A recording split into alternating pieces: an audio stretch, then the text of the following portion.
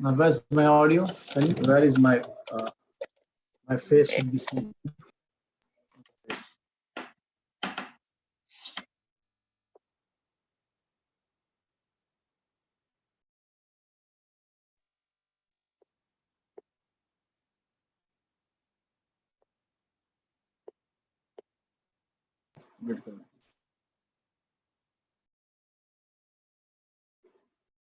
Why these guys are not moving? They're stationary.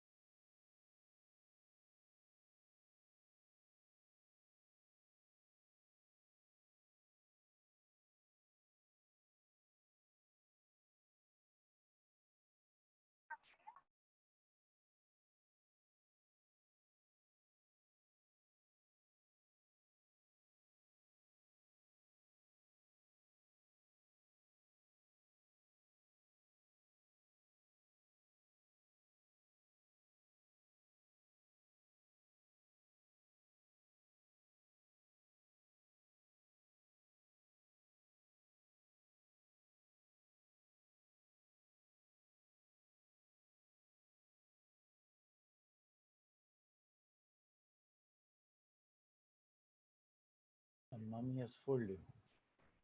Hello.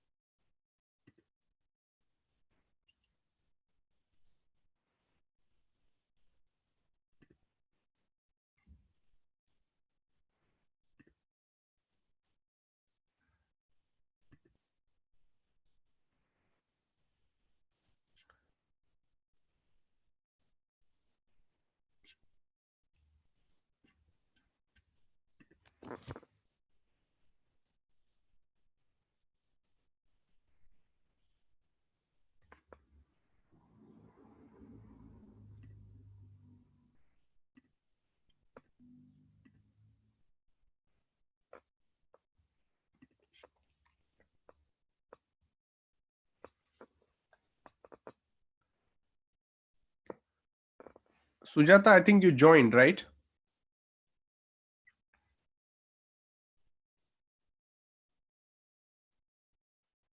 Hi, Suraj. Hi. Kunal, hi.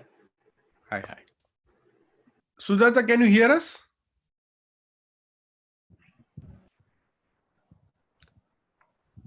I think, yeah. Sujata is here.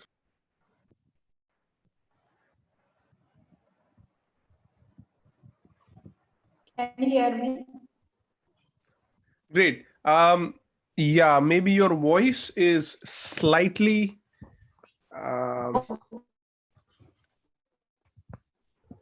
maybe the network. Hi. Hi.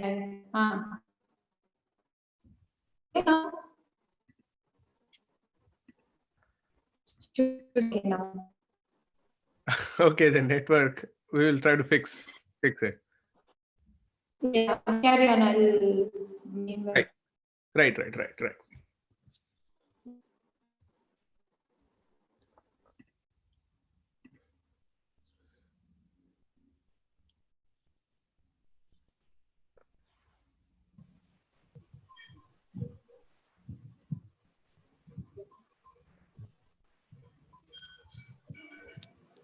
Hi, Suresh.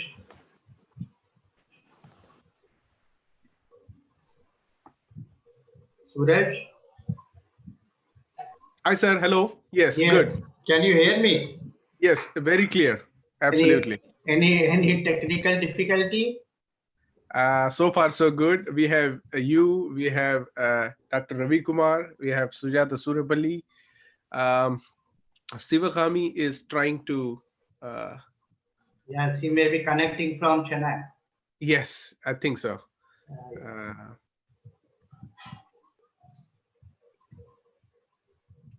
So we will give 3 to 4 minutes more and then we will roll.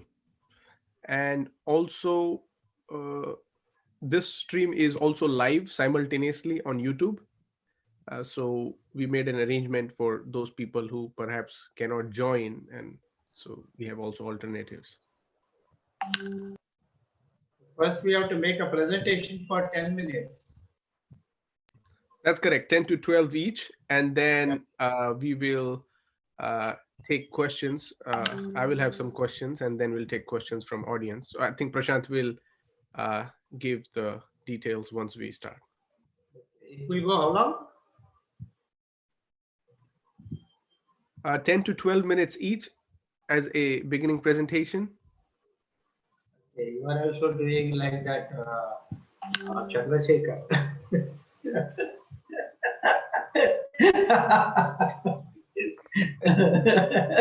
Everybody's been telling me that now I should stop doing that. You know, I should go full Kanchiram mode, you know.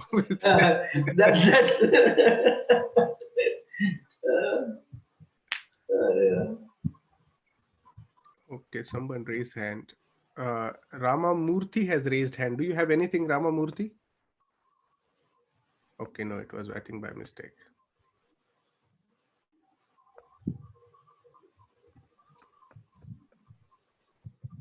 Hello. Jai Bhim all.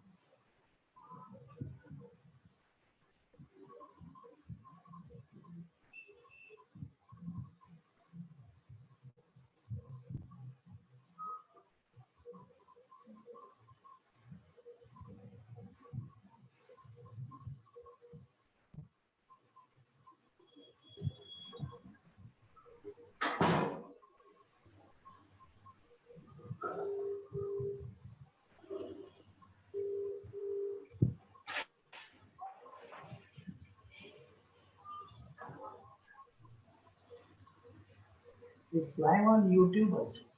Oh, amazing. Yeah.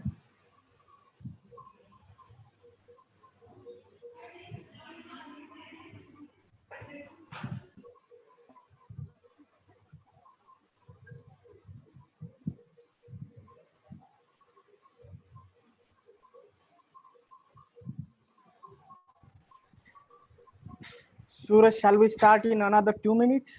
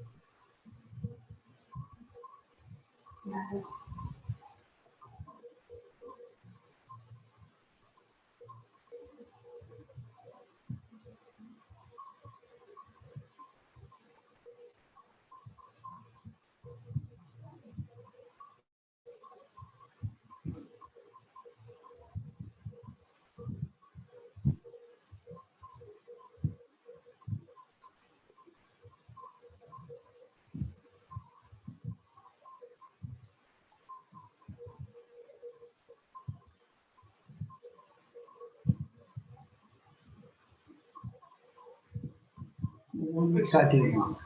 the death rate, because you have in Sweden a death rate that is a good bit higher. So I think Sivagami is also joined us. She's just connecting to her audio. I can see her on the screen.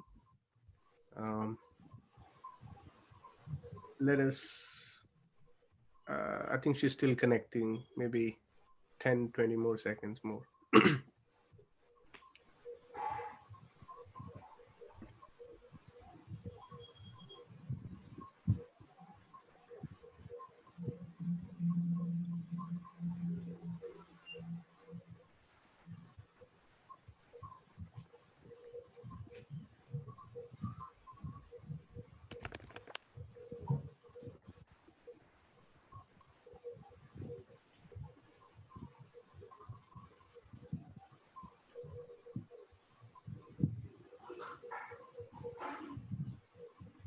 So Jai Bhim, everybody. We are really excited about our new engagement called Dialogics, and we'll try here onwards to have different topics, and all Suraj will brief about it. But before I hand over to him, let me brief about some ground rules. Please do not unmute yourself unless asked by the moderator, and make sure that there is no background noise. So you should not disturb speakers while speakers are speaking. And then if there is a disruption, we will have no option to ask you to leave from the meeting, and we don't want to harsh about that. Therefore, please be do not mute it, and only ask questions in comments box, and so that questions will be line up in chat box, and accordingly you can mute yourself. Moderator will mute yourself and will tell. Then we are also live on YouTube. You can we will share that link with you, and you can share across, so people who are not able to join also will be able to watch the program, and also can comment there. So thank you. Over to you, Suraj. Thank you so much, Prashant. Prashant has laid out some rules. Let's follow that. And Prashant is the co-conspirator of this series that we have just started. This is the first of the Dialogics series that we aim to then take into various areas of public importance. We will have multiple dialogues. So please keep following, so you can get more updates on what's coming next. We wanted to kick off this session by actually laying bare of what it means or how to define the current contemporary Ambedkarite movement. But more than that, uh, every movement requires a theory, every movement requires an objective. And I think those theoretical developments are offered by looking at the essentials of what a community uh, looks like, or what a community how a community behaves. Um, so right now in India, with the assault of Modi government, and recently we saw the country is going into shambles.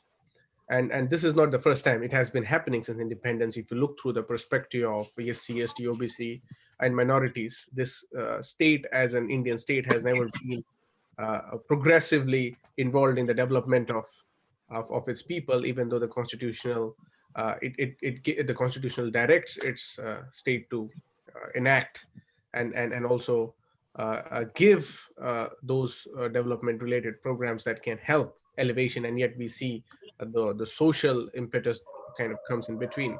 And so now Ambedkar has suddenly become almost all of a sudden he has just become an icon. Millennial generation is still trying to understand what Ambedkar is about, what is he trying to do, and now they are trying to grasp his literature, they are trying to know his. And Ambedkar is almost becoming a cultural icon of a social media world. And then that you can of course see that kind of percolates into the recent anti-CA protest, where Ambedkar was the default hero of that anti-CA NRC movement. And now with that kind of recent upsurge of Ambedkar, it is not necessarily a new phenomena. It has always been happening. It's just that the quote unquote media chose to select that. The movements that are inspired by Ambedkar are across the board. And I think taking that aspect, one fear we might have, or one confusion we might have, is how then one define Ambedkar's ideas. What is Ambedkar standing for? I mean, and so is there a thing called Ambedkarism? Can there be a possibility for us to develop on theory or draw from Ambedkar's huge amount of work, which is obviously changing? In 1924, when he launches his first organization, Bahishkrit Hitkarni Sabha, but 1919, when he's invited to give a testimony. So Ambedkar's life has this more than 3.5 decades of experience, and in that he's just not presenting himself, but he's also producing intellectual work, intellectual arguments, and it's very scholastic in the way he offers his critique as well as suggestions to this phenomena. Is Ambedkarism Buddhism? Is Ambedkarism labor activism? Is Ambedkarism relating to the pragmatic political adjustment? Is Ambedkarism Marxism? Is Ambedkarism socialism? Is Ambedkarism inspired by anarchism? There are many facets, because Ambedkar has so much a vast of an ocean that once you dive into his writing, we can almost derive inspirations from in various ways, and that's the phenomenal work that Ambedkar has done and has given. Now, today we would like to at least understand what Ambedkarism is, or if it at all. We need these answers or guidance from the sterling speakers that we have. I think these are the star speakers that I thought who have so much of an intellectual credibility, but also they have rubbed their hands and legs into the field with people, as well as they've been doing policies for a long time. So these are just not people who are either off. They kind of converge the multiplicity of an activism when it comes to the Ambedkarite / Dalit movement. We have Professor Dr. Suresh Mani, Dr. Ravikumar, who's a member of parliament from VCK party. Then we have P. Sivagami, an IS officer of 1980 batch. Then we have Sujata Surepally, who is in Telangana right now. And then Dhruvo Jyoti. Dhruvo Jyoti is doing the job that many journalists don't do. He's actually reporting. He's going on the field and collecting and doing stories. So he might join whenever that time permits. Before I hand over the mic to our speakers, I would just like to give a brief intro of our speakers. I will try to be very concise. Ravikumar is actually, he has 50 books to his credit. Let me just begin that. He was the editor of a famous magazine called Nirapirikai, which has inspired several new writers from the 1980s era. He's also the founder of the Anti-Caste Publishing with S. Anand Navayana, and he was the former president of People's Education Movement and PUCL. He was also MLA from Kudalur district and has served from 2006 to 2011. And his policies, as we can see, culminate with all these ideas. He has translated many well-known intellectuals, right, from Latin American to Russian to the European into Tamil. And now he's focused on the archaeological work. His literary magazine, Literary Ventures, has been phenomenal. And this is something, a kind of a good mixture. He won the Aringar Anna Award, which was conferred by the Tamil Nadu state government. We got an award for his translation of Tiraniyu, Chenamal Award for Literary Criticism, and of course, he has a PhD.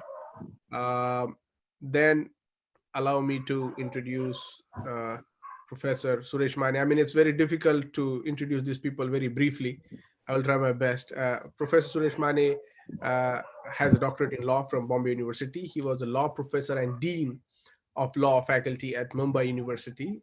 He has more than 13 books to his credit, 7 monographs, and more than 50 research articles on wide ranging of issues from constitutional law, economics, politics, history, and so forth and so forth. His some of the important books include Leading Cases in Constitutional Law, Glimpses of Socio-Cultural Revolts in India, which is already in second edition. I think now it's in third. Indian Constitutional Law, Dynamics and Challenges, The Man Who Codified Indian Independence, A Paradigm Shift in Legal Challenges, and then he also written Pune Pact, The Betrayal of Gandhi and Congress. Apart from his work, he was a visiting scholar at Sage Colleges, Troy and Albany, New York City, and he has been a frantic speaker at international conferences.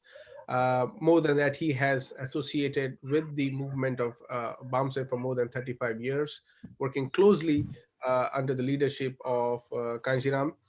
And of course, he is right now the founding national president of Bahujan Republican Socialist Party. He contested parliamentary elections from Nagpur in May 2019, and as well as the Maharashtra Assembly elections from Mumbai, Worli.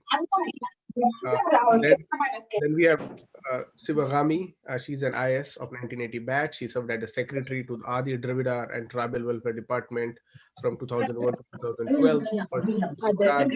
Abolition of bonded labor project. She was also Special Commissioner Employment and Training. She took voluntary retirement in order to begin her new career in politics with larger objectives. Her first novel, The Grip of Change, which she herself translated from Tamil into English, was rated by BBC among the top 5 favorite novels from India. It has also been prescribed for material for translation studies. The Sahitya Akademi published the Cross Section, the book. Sivakami has also been editing a literary magazine in Tamil called Puttiya Kodangi since 1995 by raising donations from the public. She's the founder of Dalit Land Rights Movement in 2004 and Women's Front in 2005. She also founded South Indian Dalit Writers and Artists Forum in 2002, and she was recently invited to speak at Harvard's India Conference as its keynote speaker. Briefly about Sujata Surepally, she's a well-known activist and academician. She's currently head of Department of Sociology at Satvahana University. She has been teaching sociology for more than 16 years. She's a witness to the turbulent times of state of Telangana as being part of the movement for separate state. She's a regular commentator on various issues. She holds a PhD. Her topic was on Dalit women empowerment from Osmania University. She continues to associate with People's Movement for Dalit, Gender, Land and Forest Rights. She edits desidisa.com and her YouTube channel is famous, and she's also very actively known among the activist circles across the world. With this, let us begin by inviting Professor Suresh Mane to offer his comments, and then we will go with Dr. Ravikumar, P. Sivagami, Sujata Surepally, and then hopefully Dhruvo joins as we continue. Over to you, sir. Thank you, Suresh, and thanks to all of the panelists and the listeners. First and foremost, it's very difficult to confine the precise presentation of Dr. Ambedkar's theory, thought, and struggle within just 10 minutes, but I will be confining to only 10 issues, which will be most important to understand the basic tenets of Ambedkarism. First and foremost, I would like to also inform the listeners that Dr. Ambedkar was leading one of the biggest human rights struggles of the 20th century. And therefore, he was not formulating a theory sitting in the library, but practically engaged into the grassroots mobilization to ultimately taking his people to the logical culmination of a cultural revolution. And therefore, in order to understand Dr. Ambedkar, you need to have a comprehensive approach rather than confining to particular kind of a theory or a distinct kind of an approach. To begin with, I must start that Dr. Ambedkarism or Ambedkarism as a theory represents the theory of the liberation of a persecuted, oppressed, exploited man. Now, this is quite clear in the context of Indian untouchables, Indian downtrodden, and in that context, he started a journey way back in 1916 or 1920. And from 1916-20 to 1956, almost more than 3.5 decades, he was active on the different kinds of defense. On the one hand, he was trying to articulate his thoughts, ideology with the process of awakening. On the other hand, he was organizing the masses, practically leading their struggles, raising the resources. And he was the only man in the contemporary India who had participated in all the constitutional developments of this country, right from the Indian Council Act of 1919 to 1956. Besides that, he was a member of the Bombay Legislative Assembly for 13 years and 4 years in the Viceroy Executive Council, and again from 1946 to 1951 in the Constituent Assembly and the first parliament, which is called as the provincial parliament. So he has traveled almost each and every department of a governmental activity, a social movement activity, right from planning to the execution. Now, in this process, first, again, I would like to say that Ambedkar was not formulating a theory of liberation of a broken man or a common man or a depressed people, but he was practically leading a struggle. And the process started way back in 1916 or 20 or 24. And there onwards, he remained continuously in operation till 1956. Now, the liberation theory is not only either foreign youth or the kingdom of the Britishers, but he was striving for the overall freedom, overall liberation, liberation in all terms, socio, political, cultural, economic, and all kind of whatever the measurements are there of liberation. So he was seeking that kind of liberation, and therefore he has adopted different positions at different of times. For example, his concept of Swaraj is different from the established, the leaders of that time, who were merely interested in getting Swaraj from the foreigners or the Britishers. But Ambedkar was quite open in saying that my liberation struggle is much bigger than the limited liberation struggle of the so-called congressman or the so-called political leaders.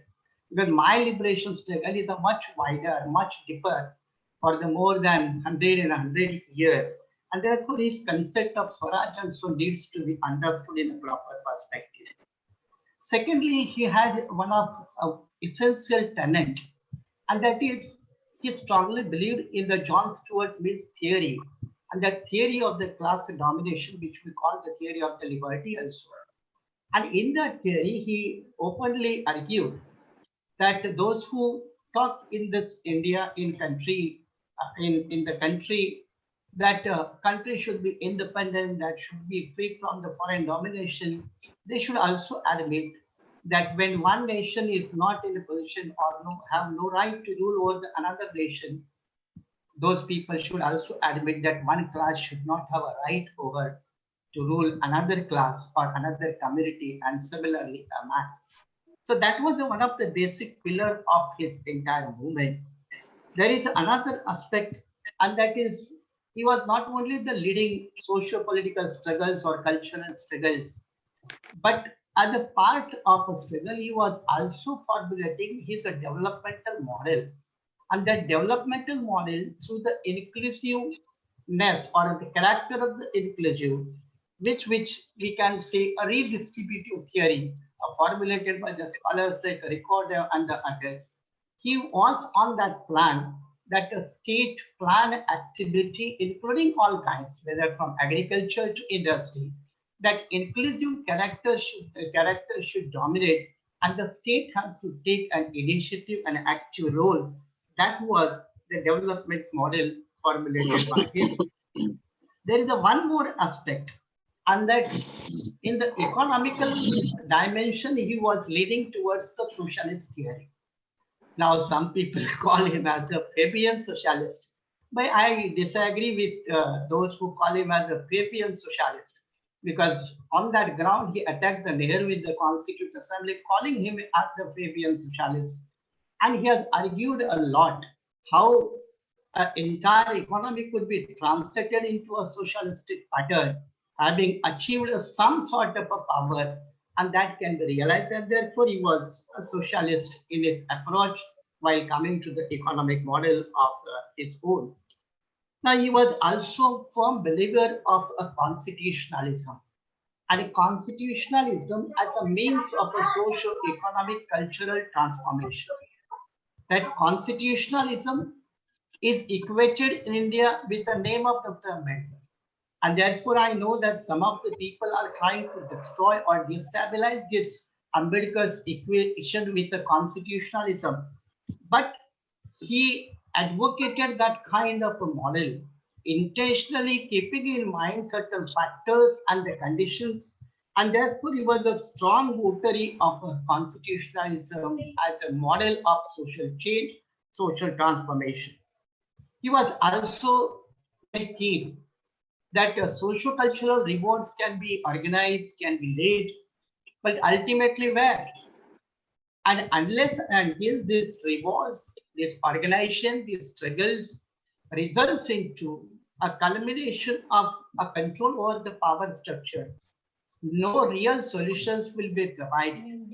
And in this context, he was not a theoretician, but he was like a practical pragmatist. And being a pragmatist, he was advocating a theory of, we call it as the radical political discourse of Ambedkar, that unless and until power is within the range of the people, people capture the tower of the power, they will not be in a position to give a remedy to their problems. That was also one of the discourse of Dr. Ambedkar. One more aspect also needs to be understand that Dr. Ambedkar, throughout his life, he was a political liberal. And being a political liberal, he could have been trapped by the people like M.K. Gandhi or any other leaders on certain occasions. But being a political liberal, he was accommodative in terms of the prevailing terms and the conditions of that time in order to either lead his movement or solve his people's problem. And some people considers this aspect of Ambedkarism as one of the weakness, but which I don't subscribe to have this kind of a theory.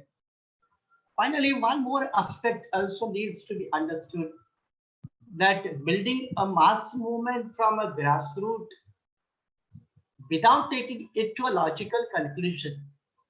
In that case, that movements is, we can describe as the without regrets. As we have seen, the Periyar's movement results into a self-respect movement, or Mahatma Jyotiba Phule's movement reach concludes in the logical conclusion of Satyashuddha movement. Similarly, Ambedkar's movements logically conclude in the cultural revolution of the Buddhism. And this cultural revolution of the Buddhism is also seen, visualized by the different kind of the people who are also not in agreement with the Ambedkar's theory and the struggle. But one thing I must explain very precisely, that Ambedkarism is not a static, it is a dynamic. It is a dynamic in its theory as well as the practice. And therefore, those who can understand Ambedkarism in its dynamic context, they will be in a position to understand and appreciate the true nature and spirit and the relevance of the Ambedkarism in the today's context. But there are few who don't understand that kind of approach in understanding the Ambedkar, and then they land in the problematic area. One more aspect and then I will stop. That Ambedkar's equation with the constitutionalism has created a problems for many others who don't believe in the theory of constitutionalism, rather who believe in an extra constitutional theory or unconstitutional theory or a method in their approach in resolving the or in addressing the people's problem. But Ambedkar, being a strong believer of a constitutionalism, he is not liked by some sections of the people, because for them he represents an obstructionist model. He is a problematic model for such kind of people, and therefore, in order to understand Ambedkarism, in order to inject the Ambedkarism, they come forward but with their own kind of methods and approaches, injecting in Ambedkarism their own thoughts and the theories, which I suppose is not required at all in order to give either tallest names like globalizing Ambedkar or something like that. But keeping in mind the basic tenets of Ambedkarism, which I have tried to include in a 10 only focal points, I have tried to present it, the Ambedkarism in its dynamic context, and I hope all of you have been satisfied with these few words. I thanks to all of you. Thank you very much.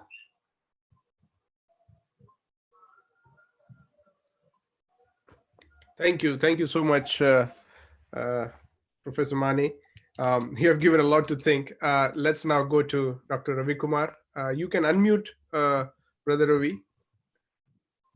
And please, all others, please mute yourself, because it just creates a background noise and it's difficult for people to follow. Over to you.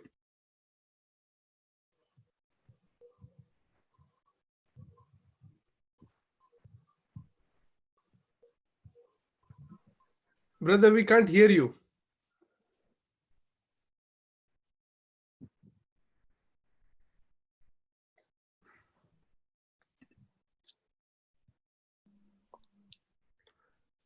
No. Can anyone hear him? Hello. Yeah, So now, we can- yeah. No, sir. Now we can. Okay. Suraj, thanks for organizing this kind of meeting in the time of COVID-19. So the world is deeply worrying about the future of the mankind. We are discussing about the ideas of Ambedkar. So Dr. Ambedkar, who thought and worked for the upliftment of the downtrodden all over his life. So first I want to say I'm not interested in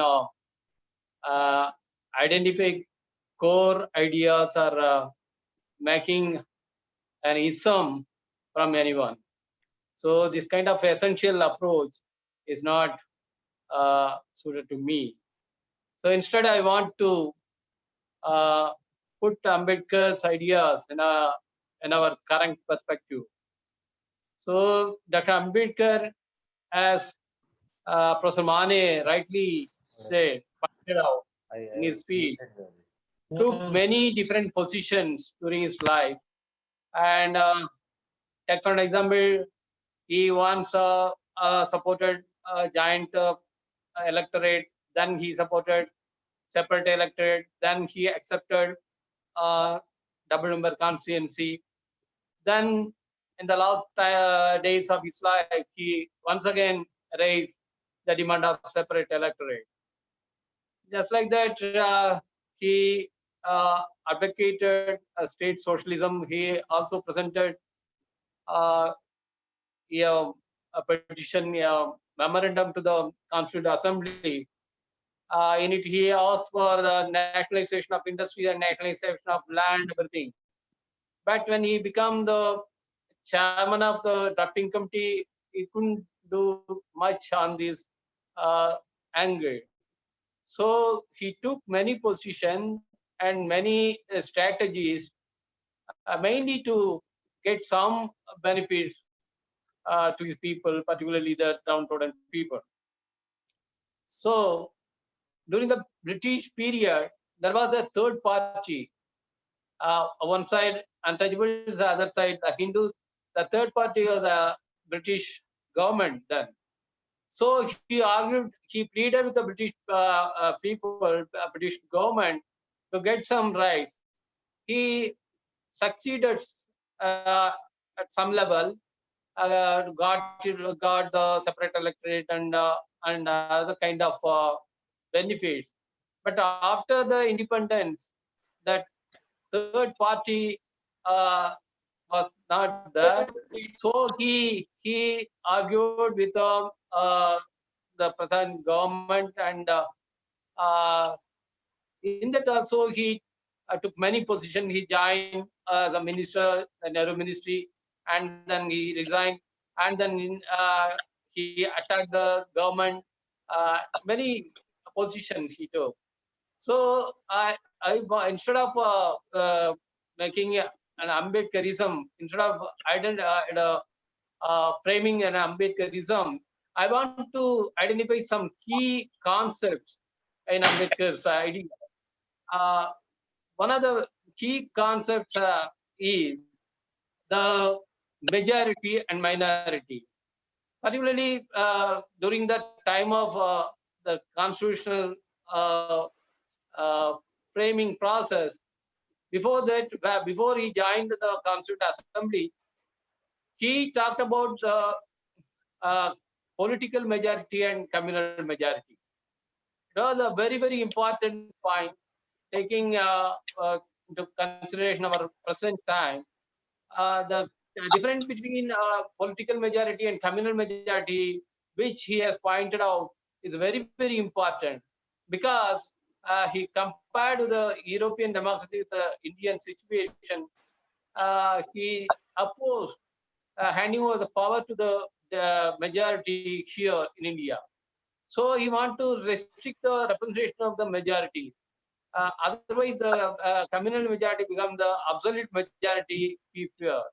So he want to restrict the majority and increase the representation of minorities. He calculated some seats also, and he submitted everything to the public during that time. But it became impossible when he joined Constituent Assembly. So he left it. And but the idea of political majority and communal majority is still relevant for our time, because what he feared during the Constituent Assembly days become true now. The communal majority, using the parliament democratic system, uh, uh, achieve the absolute majority now. So they want to change everything. Their main attack on equality clause of the constitution. So whether it is abrogation of Article 370, or it is about the Citizenship Amendment Act, their main attack is on equality clause, Article 14. So our main program should be to safeguard the equality clause of the Constitution. So Ambedkar is the Trinity is equality, fraternity, and liberty. He also emphasized the importance of the Trinity during his last days. Also, he framed the these three concepts, the foundation of his Republican Party of India also. So the equality and the fraternity and liberty, the main ideas of Ambedkar. He not only took it from French Revolution, he again and again stated that he took these ideas from Bhagavan Buddha, and we should we have a moral duty to expand the meaning of equality, fraternity, and liberty in our time.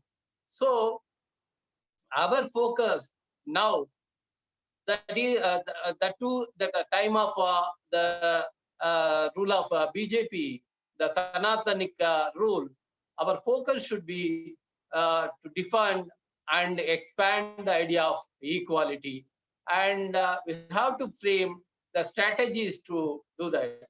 And past 50 years, the Dalit post-Ambedkar Dalit movement is miserably failed in framing new demands, opening new areas of struggle.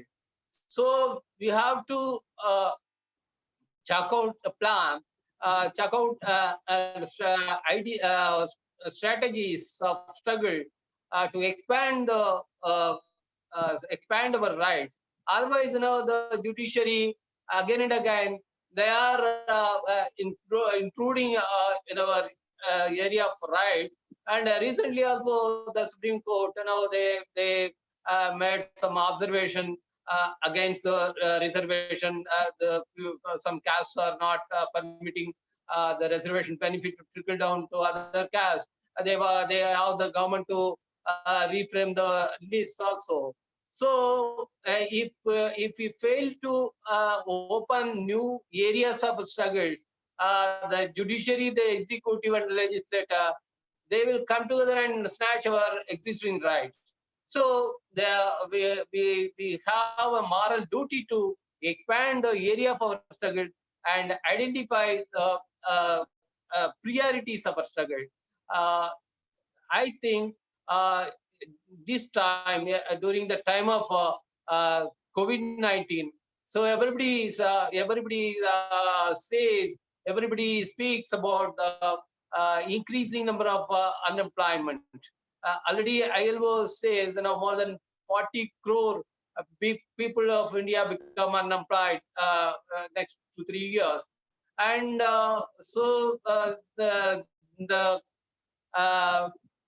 unskilled, semi-skilled laborers who migrated to urban areas, as migrant laborers are unorganized workers, they are forced to return to the villages now. Then they are not only going to face utter poverty there in the villages, they are also going to face casteist onslaught there. So it will definitely create a huge social crisis in our villages in the next 2 3 years. So we have to chalk out some plan to accommodate the semi-skilled laborers and the workers who are engaged in unorganized sector of the industries. So as the intellectuals of Dalit community, we only have the duty and obligation to chart out the plan and expand the areas of struggle and put forth the program for the struggles of our people to ensure their rights. So I want to I ask the participants, particularly Mane, who has engaged in social struggles for many years, and other people also, including Sivakami. And I request all of you to come together to seriously engage yourselves in chalking out new programs, new area of struggle, and uh, and also request you to come together in the time of crisis. Uh, we have to leave our differences uh, and should come forward to work and fight together. Thank you, Suraj. Excellent. So we are already starting to get questions. So that's great. So over to you, Sivagami now. I will unmute you. You can speak now. Yeah, go ahead. Can you hear me? Yeah. First of all, I would like to congratulate Suraj for this wonderful event, especially when people are under lockdown and because of COVID. Ambedkarism, or the philosophy of Ambedkar, may be a set of strategies, actions, or pragmatic approaches to life. They are applicable globally to all the subaltern communities, but it has an Indian context by examining the complex Indian social order. He has examined the society and tried to explain the concepts in an ontological and hermeneutics fashion. And though I think some people would like to call him a socialist or a postmodernist or a humanist, I don't want to add a tag. And because the analysis of his life and work shows that he occupies a very unique place among historians and philosophers, because this approach of life is not from the dominant perspective or dominant centric. It is anti-class and anti-caste centric, his philosophy. From the subaltern centric, he approaches life. And especially, he is from the community which is thrown away from the Indian society. From such life conditions, he has a very positive approach, and he hopes to change the society and achieve the goals, achieve the goals of liberty, equality, and fraternity. Now, I would like to focus certain aspects that Ambedkar has been working on. One is caste. Next is property or the approach to poverty in India. Mm-hmm.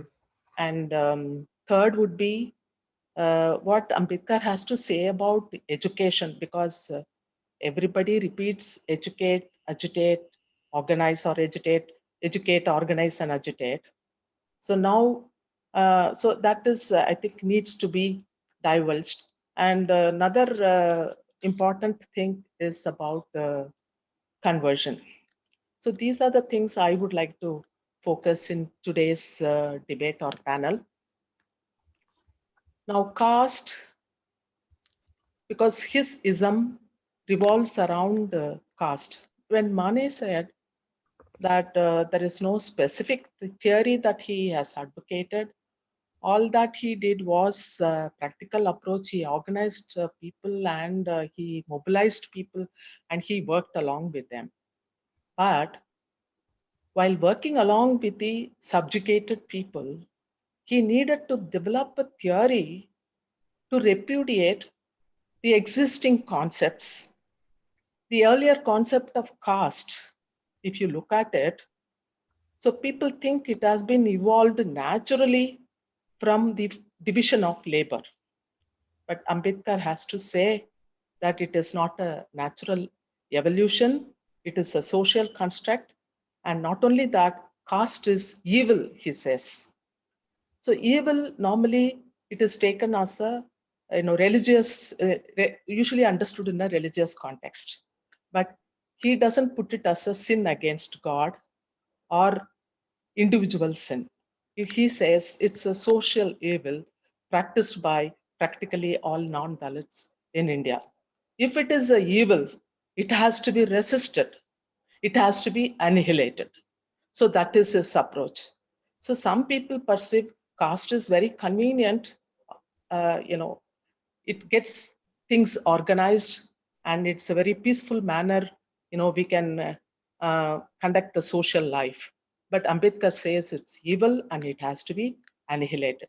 So he evolves strategies. So if you look at it, so whatever caste has been prohibiting the untouchables to do, he ventures to break them in his real life, like taking water from the pond, because untouchables were not allowed to access the public properties and enjoy the fruit of it. So first thing was I just was citing an example.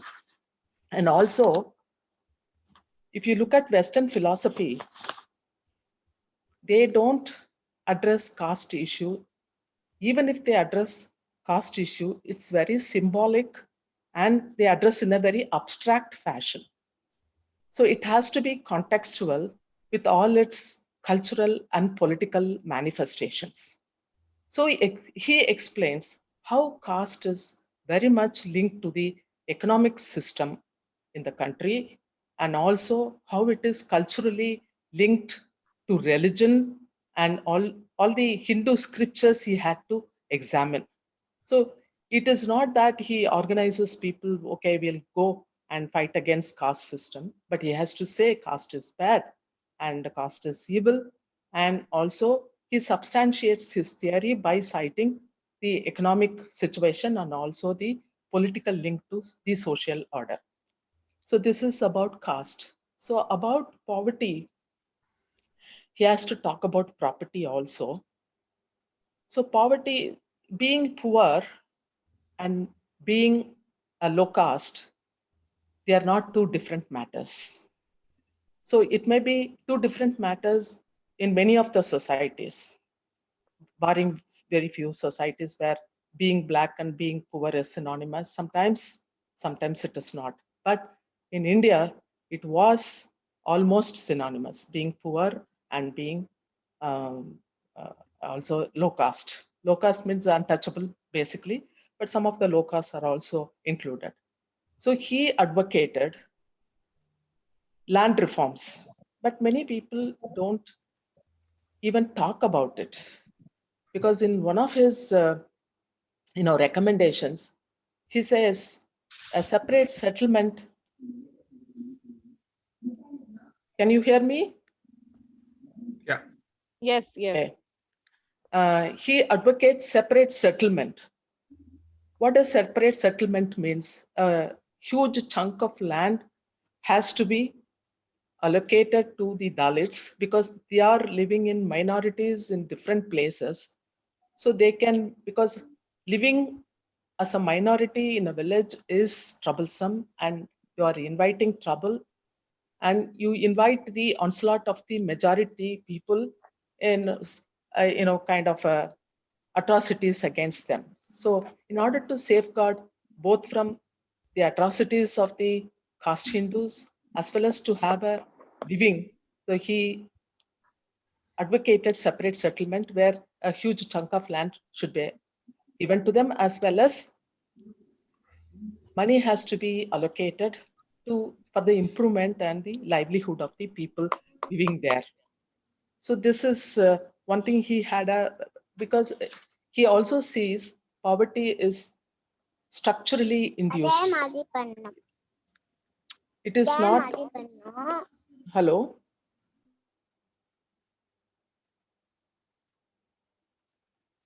Sorry, go Hello? ahead, mute.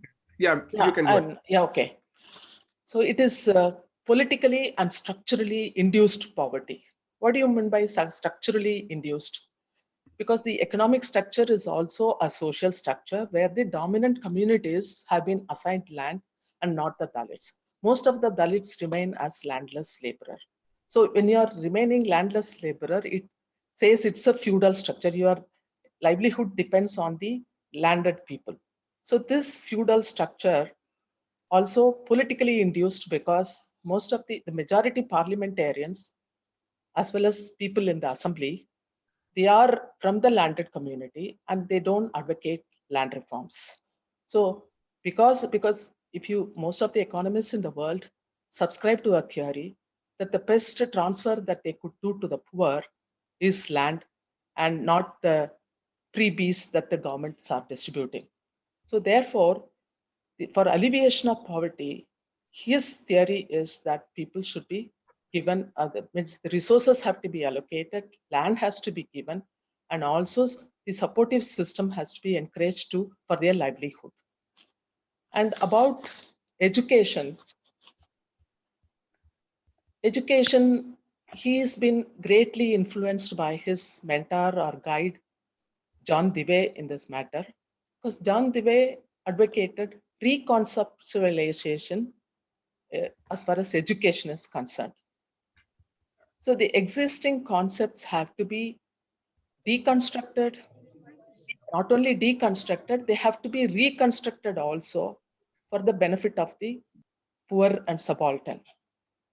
Because what is to be, human or humanist is to be on the side of the subaltern.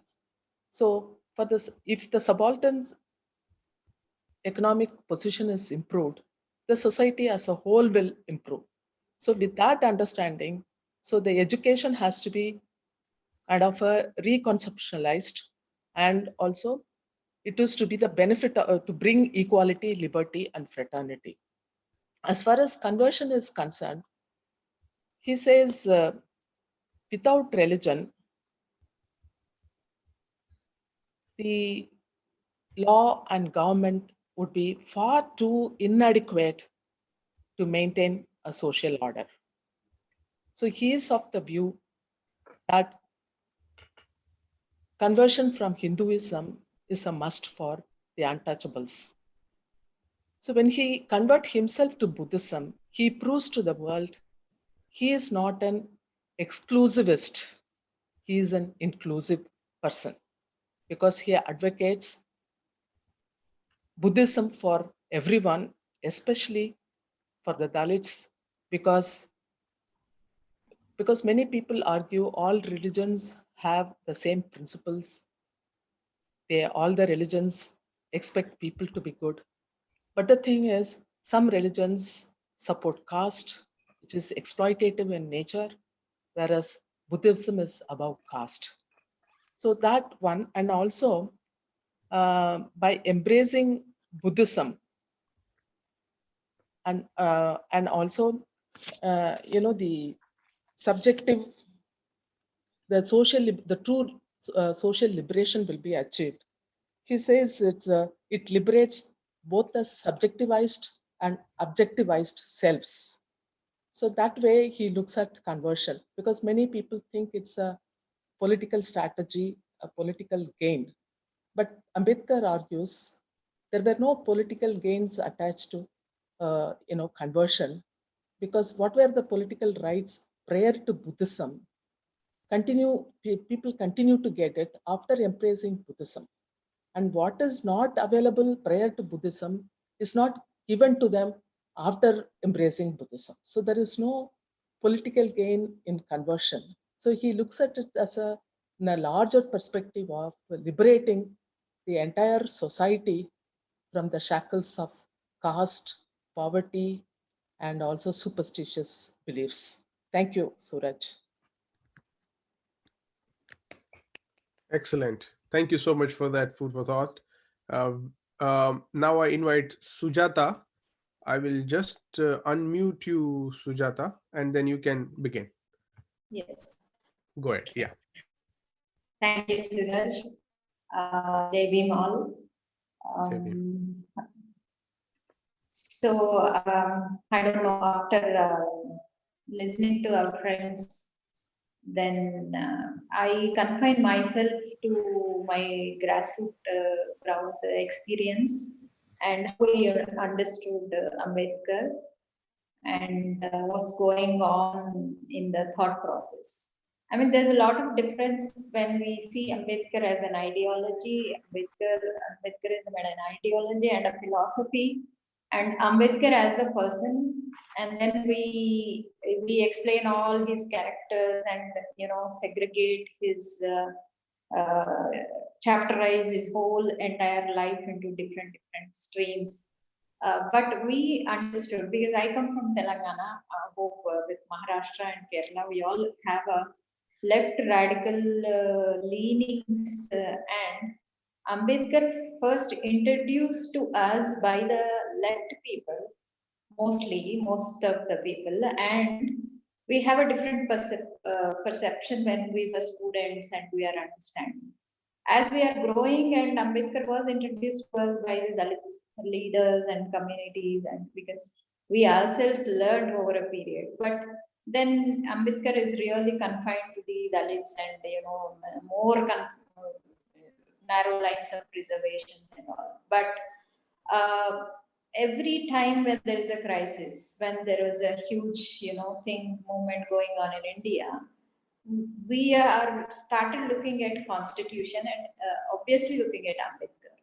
This is in my personal experience as a women's activist and feminist. I started my journey, and we are talking about Clara Zetkin and Women's Day celebrations and all. Then Hindu Code Bill was lately, because no left persons or no Dalit ideologues have introduced us. I mean, they never considered we Dalit women are also part of the Dalit movements, but it was introduced to us very late, and we realized that the vision of Ambedkar is how the relationships and the status of women in his eyes, and also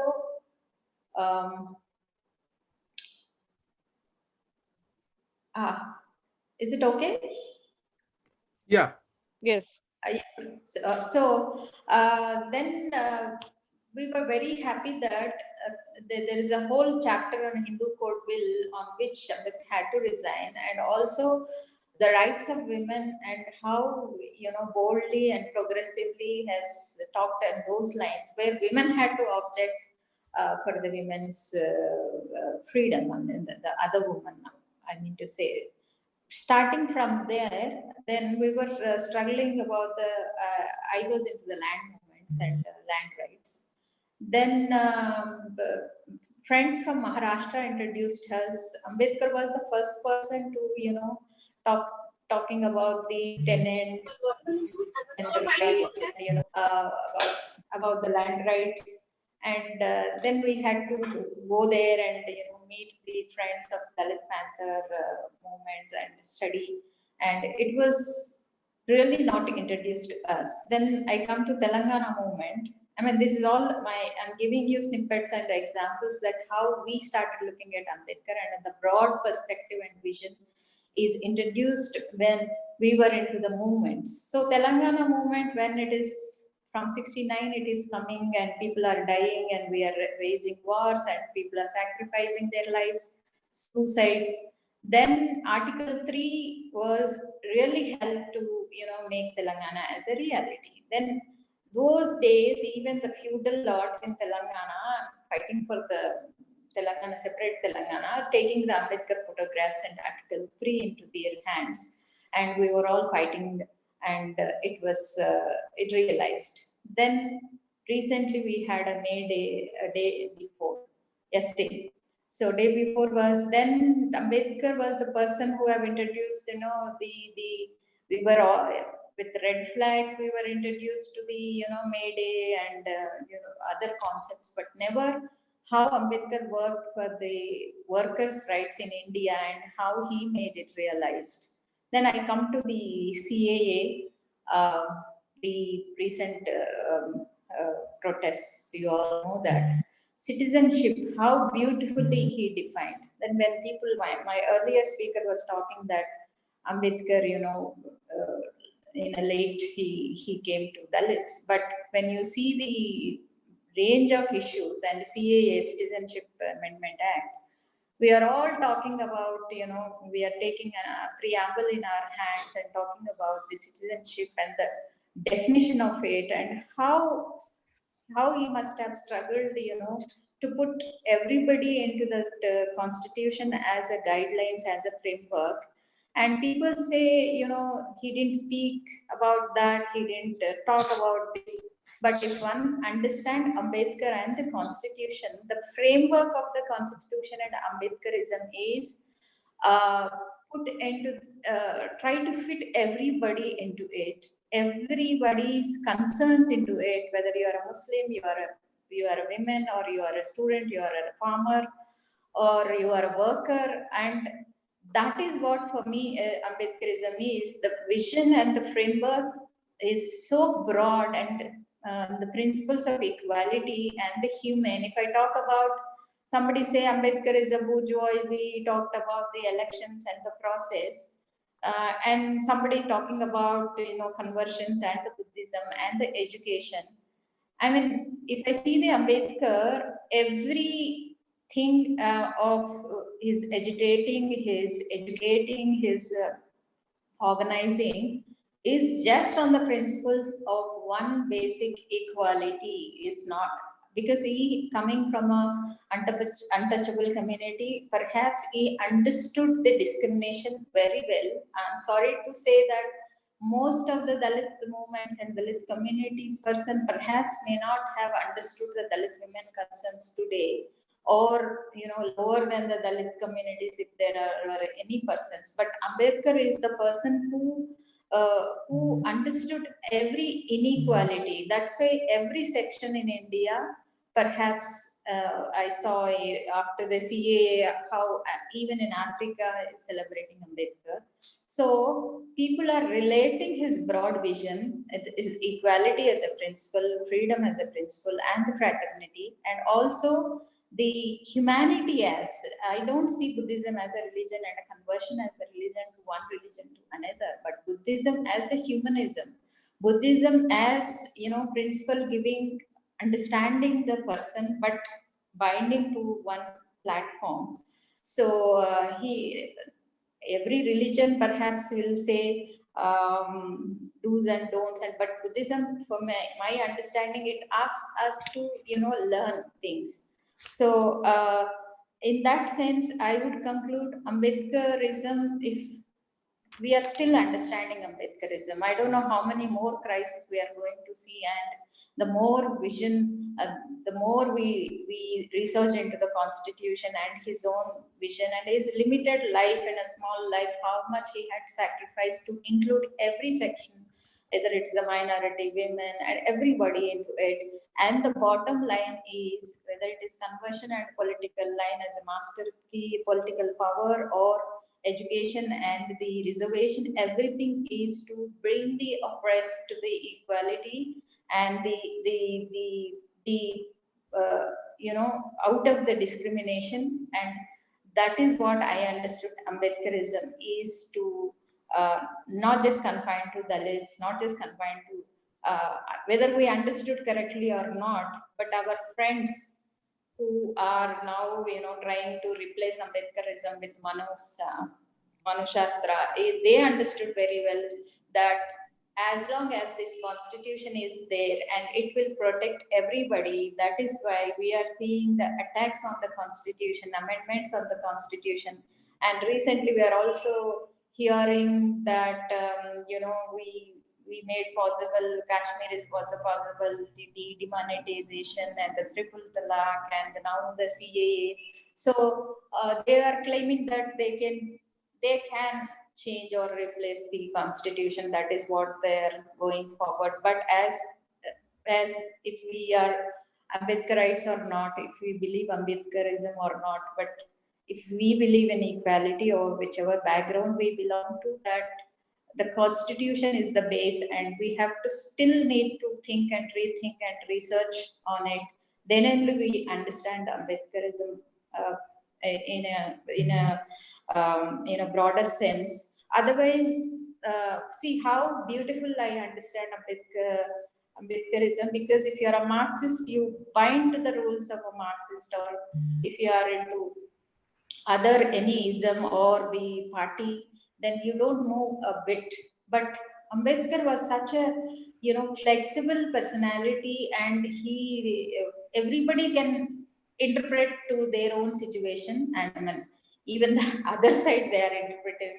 And recent Ambedkar birthday was very painful for me to see Ambedkar in a very saffron dress, and how others are celebrating it. But anyway, now Ambedkar is an inevitable thing. Ambedkarism is in thing, and if anybody claims that they're working on human rights and humanity irrespective of caste, class, gender, Ambedkarism is the way. Thank you, Suresh, and everybody for patient listening. No, indeed, indeed. Thank you so much. This, I mean, there's so many things going on in my head right now. So let me just look for Dhruvo if they have still joined, because Dhruvo is on call of duty. If Dhruvo is not there, what we can do is then we can begin the conversation with Q&As. We have an excellent, people are, they are students, they are scholars, they are intellectuals, they are professionals, they are people who are teachers, who are professors here and abroad. All kinds are here, and I think they just also want to know the concept of Ambedkarism. It's a very we just wanted to tease the idea of Ambedkarism with that. Before I hand over, see the Ambedkar's speech that he gave to the All India Radio, where in 1942, where he, it was published as Why Indian Labor is Determined to Win the War. Ambedkar really refashions the liberty, equality, and fraternity, because he knew the French liberty was very much a bourgeois liberty of the classes, the ownership classes, because they didn't identify themselves as subjects of the state. And I think to quote him, specifically on the liberty, he says liberty involves the idea of government by the people, and government by the people, in the opinion of labor, he says, does not mean parliamentary democracy. Parliamentary democracy is a form of government in which the function of people has come to be to vote for their masters and leave them to rule.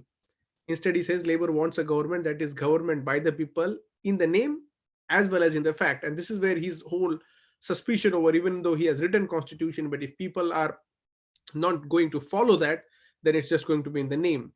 And then for him, liberty, if labor thinks, it includes right to equal opportunity and the duty of state to provide every individual according to their needs all facilities for growth. So even his liberty is not confined to the liberalism that we see, which is giving wholesome right to the individual to exploit the working class people, which his focus is very much liberty also twists and gives more right to the workers, where they get more recognition.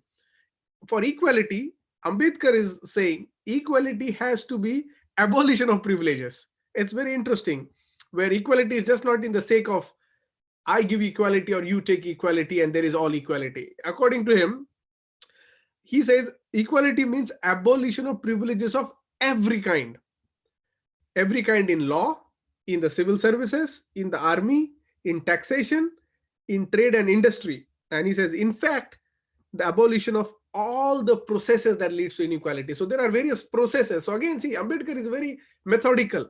He is very programmatic. He's just not fancifully declaring liberty, equality, fraternity. So whenever in our also communities and people who believe Ambedkar, the idea of liberty, equality, and fraternity has to do with a larger conception, where for Ambedkar, the fraternity then becomes a moment where he wants to unify all the classes and all the nations. And I quote him, with peace on earth and goodwill towards man.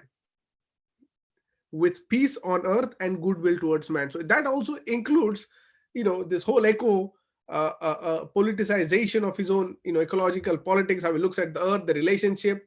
And his fraternity is not confined to one caste, one group and all. It's actually bringing the universal, the earthly aspects, whatever it has to do with. And I think that's the That is the dynamism of Ambedkar's liberty, equality, and fraternity. So now people who ask for equality, according to Ambedkar, it is abolition of all kinds of privileges. And that's where he foresees establishing an egalitarian society.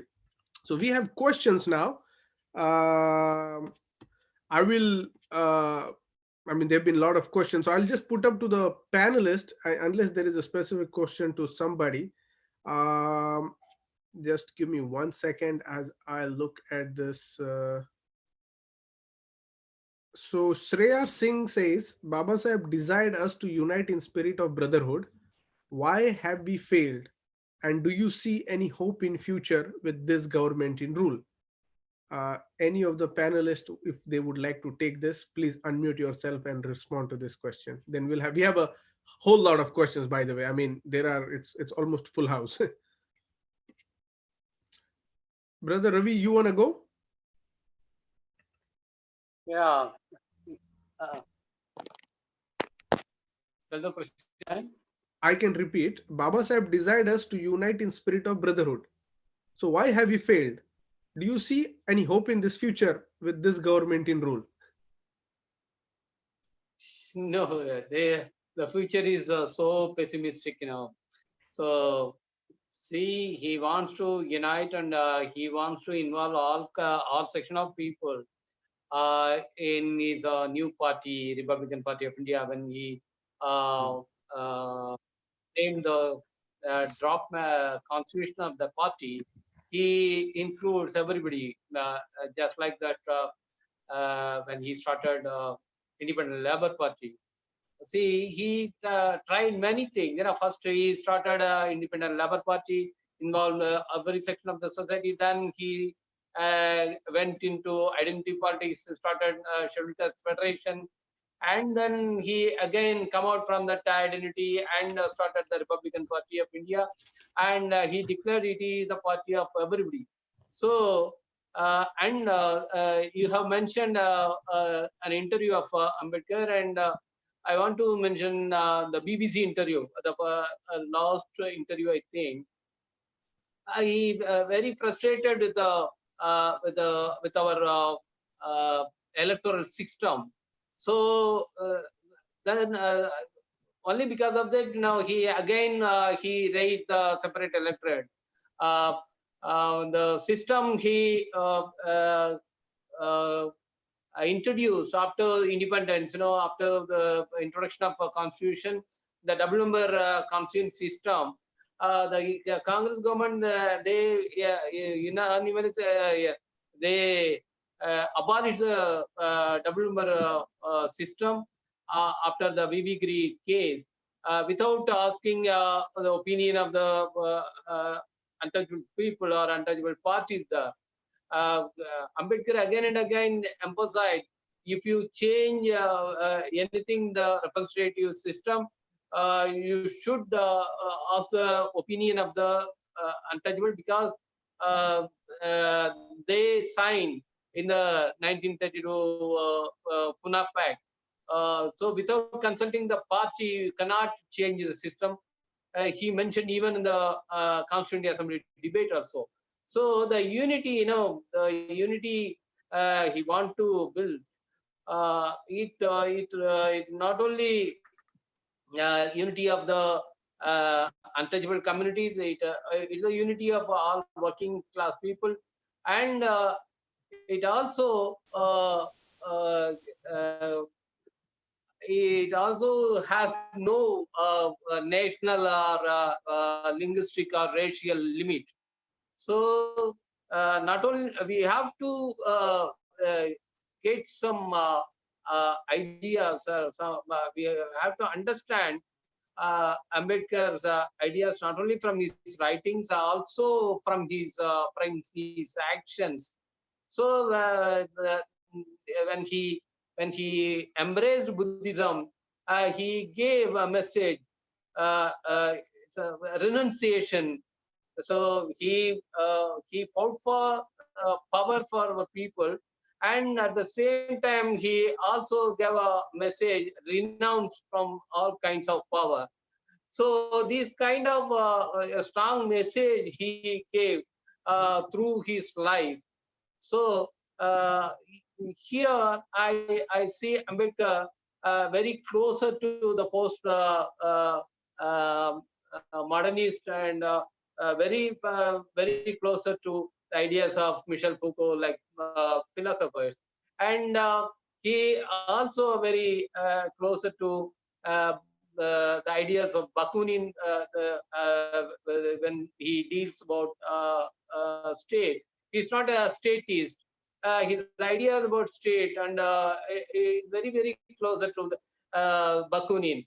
His criticism over Marxium, the last text, he has completed the text before only 4 days before his death, and he critically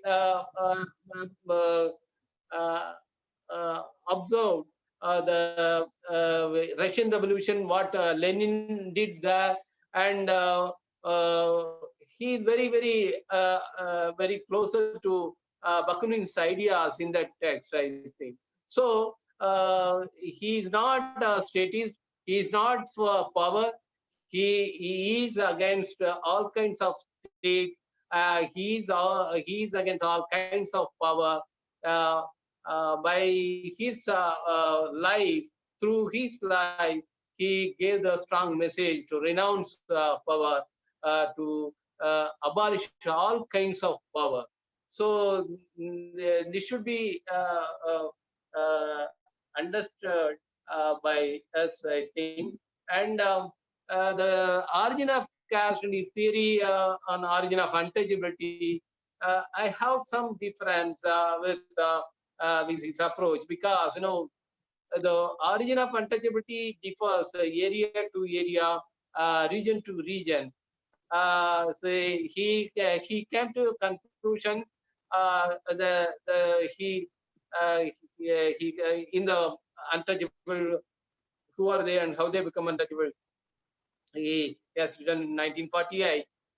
In that thesis, he says, the lower limit of origin of untouchability is 2nd century AD, and upper limit 6th century AD in the writings of Fagian and Yuan Shuang. And he came to conclusion that it is probably in the 4th century AD. But in Tamil Nadu, the history is very different. Here, the inscription evidence, the epigraphical evidence shows the untouchability came into existence only after 10th century AD. So the history of untouchability differs region to region, and the reasons for untouchability also differ. Here, Ayodhya says the same reason. Buddhism, it's a repression against Buddhism. It is similar, but the beef eating is a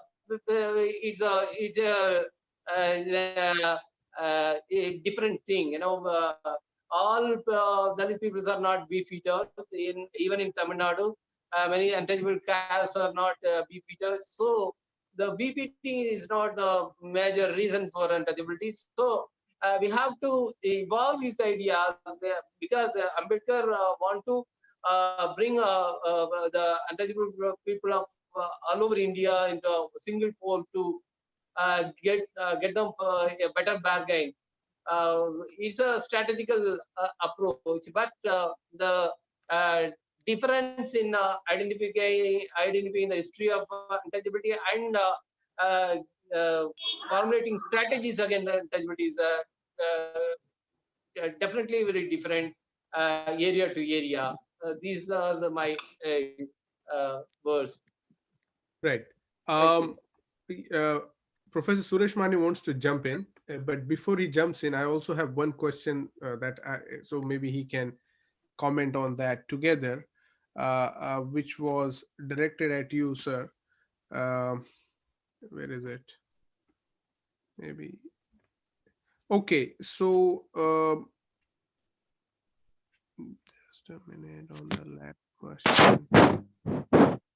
Sir, the debate on Indian constitutionalism, Asang Wankede asks, fails to undertake Ambedkar's project of radical social transformation. It maintains the status quo, guided by the principle of graded inequality. What can be the strategy to include constitutionalism as the central canon towards Ambedkarism? And I think the way I understand this question is, if we have to define Ambedkar's project, Ambedkar's canvas of work, can we also consider constitutionalism as something that we can rely upon? Is it faithful, or do you think Ambedkarism could also exist without over emphasis on the constitutionalism? As Brother Ravi has pointed out, Ambedkar is very much, when we look at the power structures, he's very anti-power.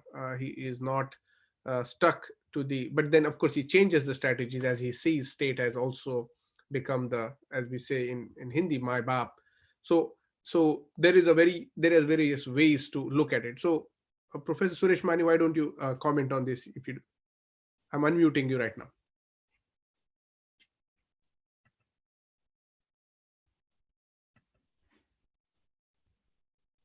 You have to, I tried to unmute you, sir. You have to unmute, because from my side, I think I can.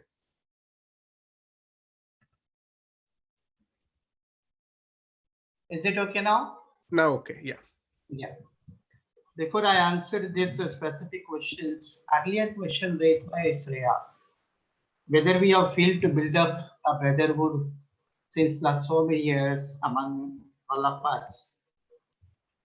To answer this, we just have to understand the degree of plurality and the stratification in Indian society. The extent of plurality and the stratified society that needs to be understood in its correct perspective, number one.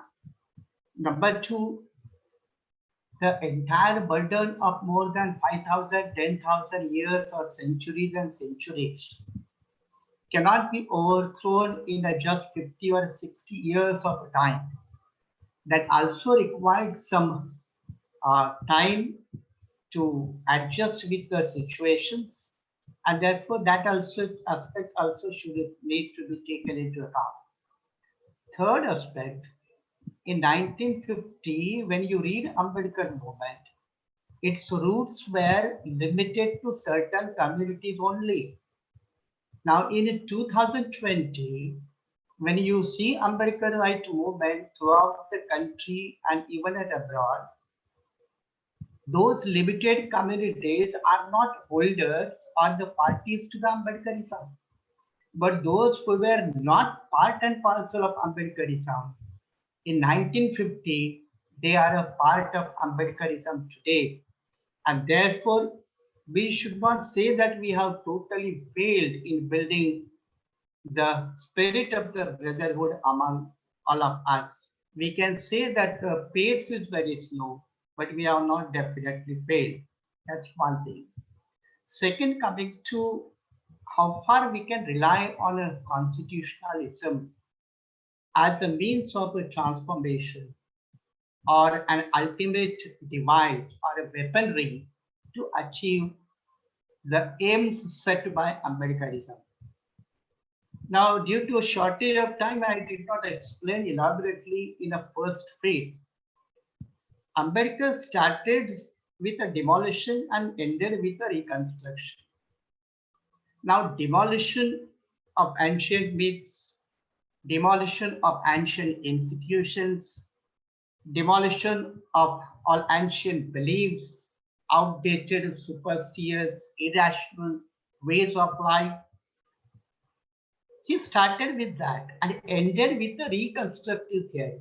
The reconstructive theory, he uses the two weapons. One is of the Buddhism and second is of the constitutionalism through the state. Now that needs to be understood properly. Now, through Buddhism, you know very well that in Buddha and his Dhamma, he categorically says that Buddhism is nothing but the reconstructing the world and reconstructing on the pillars of, we know very well, the liberty, equality, fraternity, and justice to all. So that is a reconstruction. Ambedkar viewed to constitutionalism as one of the means of reconstruction, not the only and total device or weaponry of reconstruction. And therefore, he needs to be understood correctly here in terms of the state interventionist role which he assigns. He hopes that the state will plan an interventionist role, as we have seen in Hindu Code Bill or in other matters. The state has to play a role in the matters of the abolition of the landlordism. The state has to play the role in the matters of the distribution of the land. The state has to play the role. So here he envisages a greater role to the institution of a state as one of the instrumentality. So it is also one of the devices for Ambedkar to achieve his targets, aims, the goals.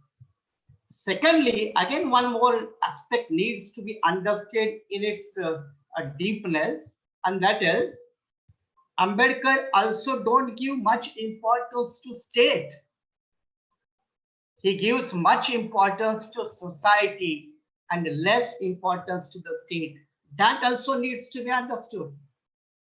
He was quite familiar with the ground reality that if the society doesn't sanction or the support a particular kind of processes as you have defined, in order to attain the equality, we have to abolish all kind of process of inequalities. Now, abolition of all kind of processes of inequalities will not be able through only an institution of a state or a constitutionalism. Here you need a larger backup, and that backup can form a society. And therefore, he was in a process of reconstruction, articulating a new kind of values. We can say in terms of a constitutional law, values of a constitutional morality.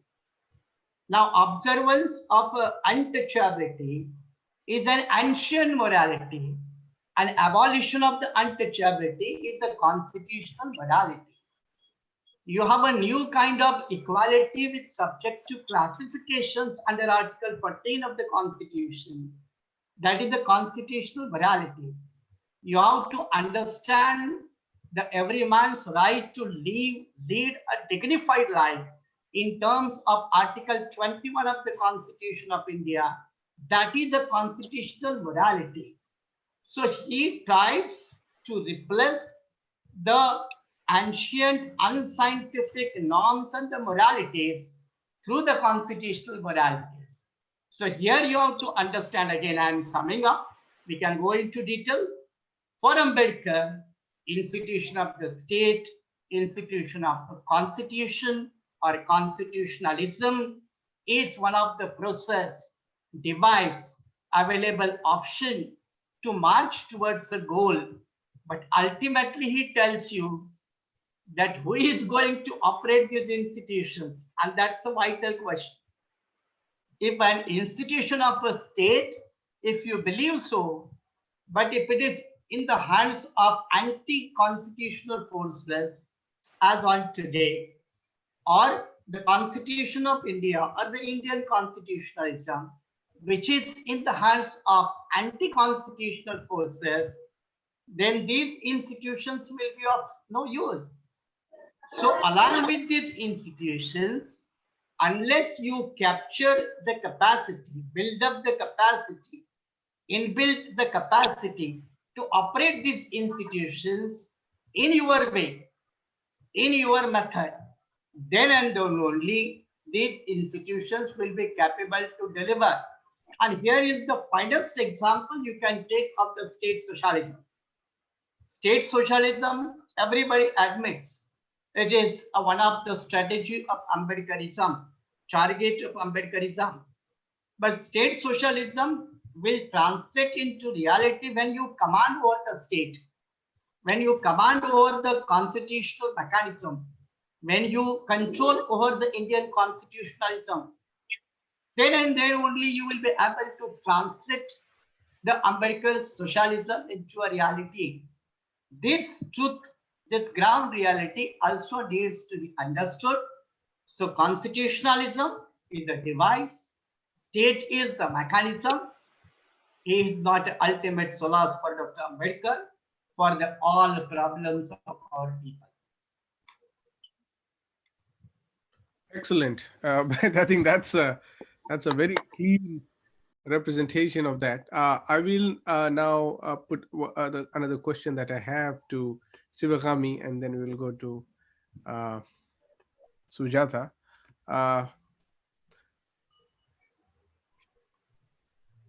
There are so many questions right here.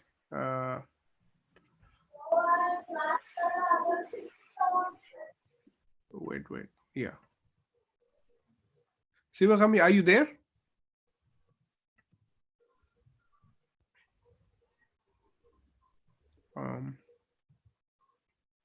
Yeah. Okay. So on your point of separate settlements, Takshak had commented that the Samta Sainik Dal had done such kind of separate settlement of 300 people in Andhra Pradesh, and I think there is a pocket of that. So one of the questions could see is Ajay Niranjane from Australia asks, do the panelists feel to review and realign vision and mission of our movement and the organizations in the perspective of defining Ambedkar's and resting our goals to achieve? I think so. What he's trying to ask, Ajay is asking is, so do you see we need to now revise and now realign then perhaps the new vision and mission of our current status quo, that is the movement, within how we understand Ambedkar or Ambedkarism to reach our goals? And then also you can take the previous questions that were discussed and comment on that. Okay. Thank you. And it's a good question I would like to answer. Before answering the question regarding separate settlement and connected issues, I would like to digress upon the earlier question, why we are not able to unite in brotherhood, or whether we failed in unite in brotherhood. So people, when they ask this question, they have in mind that they are already successful parties ruling, and they think, why can't we become like them? And the thing is, it's a long process to be successful. And even look at the Congress party, it took about 80 long years, after independence, they could have power. So it started, it had a very modest beginning. I'm not quoting Congress party, not because we are favorites of Congress party, but I'm saying the oldest parties, they took their own time. And now there are a lot of practical difficulties when you move to the village societies, how they accept Ambedkarism and how they perceive Ambedkarism. I would like to talk about Beatrice Lumumba of Congo, who was a successful revolutionary, and but it took for him 40 years to understand how he has been the country has been exploited by the whites from Belgium, because Congo was under the control of Belgium for some time. Only when he was denied promotion as postmaster general and it was given to a white male, then he developed suspicion. He started examining the social structure. So likewise, in villages, people, unless until they are personally affected, they are already beneficiaries, small level beneficiaries in the feudal structure. For example, once I went for a awareness camp in one of the remote villages in Tamil Nadu, and I was talking about land reforms. One lady commented, "It's easy to talk, and you can go, means you will leave the place, but we have to work as daily wage laborers with the landlord, and we cannot accept your things." She openly said that. So this dependency, economic dependency, illiteracy, and we don't have a common communication system. Of course, we have social media now, but I'm talking about earlier days when DMK and ADMK, they built up their parties. They had their own magazines, newspapers reaching out to people, but we didn't have, even now we don't have a newspaper to reach to common public and spreading Ambedkar's views or his policies. So therefore, I'm not saying we have failed, like Mr. Mane said. So it's a very long process, and um, every individual need to be aware of. And um, how many of us, I want to ask a question, how many of us would like to connect to others immediately? At least one person can reach out to 100 people. Are we mobilizing our brethren towards a cause? One. Secondly, as Ravikumar has already put it, separate electorate is a possible solution. Without a separate electorate, even if we organize ourselves politically, we may be a miserable failure.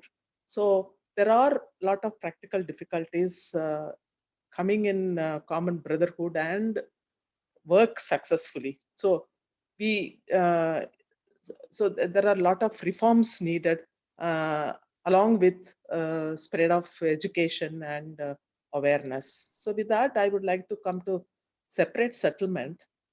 And people would ask, it's land is a very difficult subject, and it's already land reforms has already been implemented in 1960s, and there was an amendment in 1972 and all that, and it's almost finished subject. Nobody talks about it. But what I'm trying to say is that we must keep the dialogue open. We have to have constant dialogues about land. We cannot press aside that everyone will be educated and get a government job, and then we'll be, everyone is hopeful of that, or opportunities in private. But if you assess the opportunities available both in government and private sectors, only 30% of Dalits could be absorbed in there. What about the remaining 70%? They are still, landless agricultural laborers. And our main issues, promotion in reservation and continuation of reservation.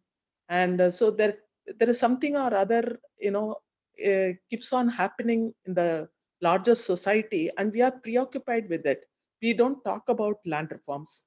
See, the government, if we don't have a record in parliament, what was the discussion prior to fixing up ceiling of land for an individual family? They fixed about 30 standard acres, means 90 acres for a particular family to have a harmonious living or good, decent living.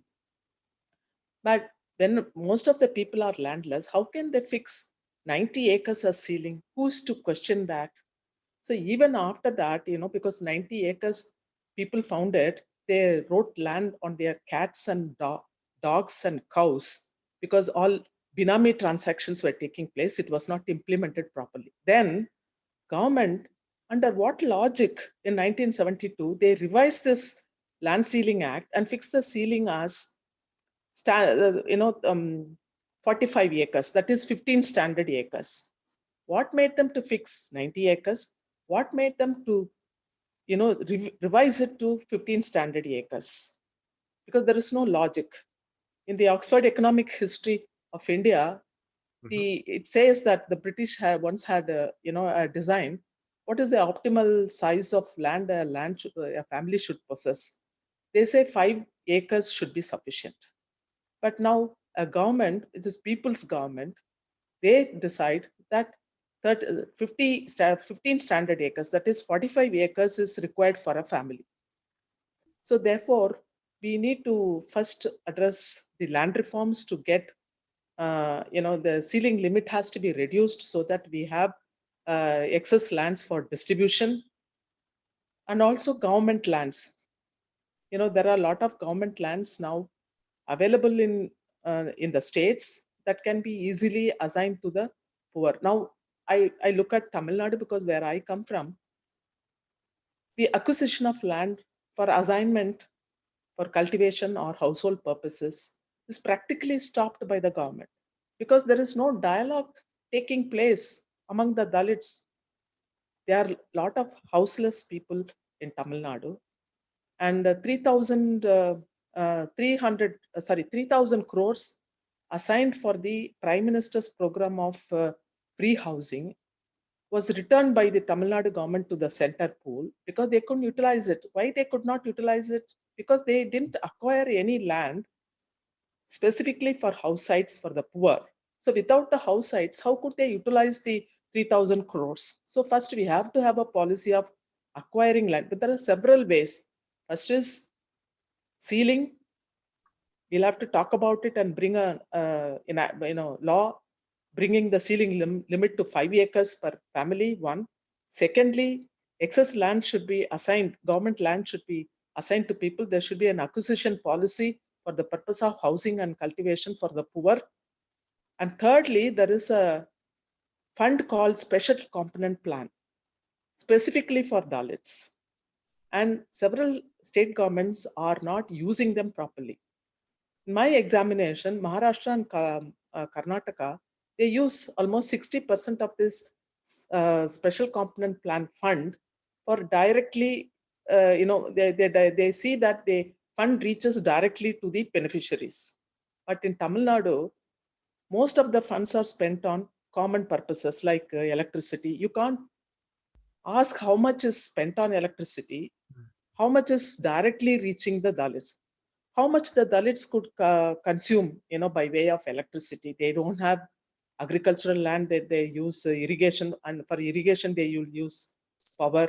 They don't have industries, they don't have cinema theaters, they don't have rice mills or something. How will they use electricity usefully? So the money spent for electricity, the Tamil Nadu government budget, 1/5 of the budget is spent on electricity. And they say that portion of fund from Special Component Plan goes to the Dalits. How can the Dalits utilize electricity without agricultural land, without any other industry or something? So what I'm trying to say is that the Special Component Plan fund at least should be used for buying agricultural land and distributing to the poor, at least district wise. As district, at least you pick up 100 people every year, the poorest of the poor, and also they should be in agriculture as a daily wage laborer. Give them that land. So there are several ways of addressing these issues. So all that that is needed is that we should imbibe this as our plan of action in each of our political parties or movements, whatever outfits we are operating on. Thank you, Suraj. Excellent. Excellent. So we'll go on with second round, but let me just go to Sujata. Sujata, there have been some questions on, for example, the criticisms of the left movement, which are very valid, and Venkat had commented, and Amol are also there replying on the chat box as to that the left movement, their failure to even consider the caste questions, and someone else commented that D Raja acknowledged that the left movement missed out a lot by not taking caste on its shoulder. Now the problem we see is how do we then think about, because the people that the panelists, the speakers that are on this panel, their own political visions are very clear. They are all for land, they are all for the issues of workers. It's a very socialism that they look at through Ambedkar's vision. So I think but why does that not, for example, get across to the left parties, that the Dalits are actually parties who are fighting for the very same issues that the left has been fighting for, but their struggles do not register as something that has to do with the broader left identity, and it ends up becoming another Ambedkar identity. And I think you have given a very good example of your own personal anecdote where they talked about Ambedkar being bourgeoisie and all. Now, how do you see where people are saying left and the Dalit movement have to come together? What's your response to that? You need to unmute. Let me try to wait. Sujata, you need to unmute yourself.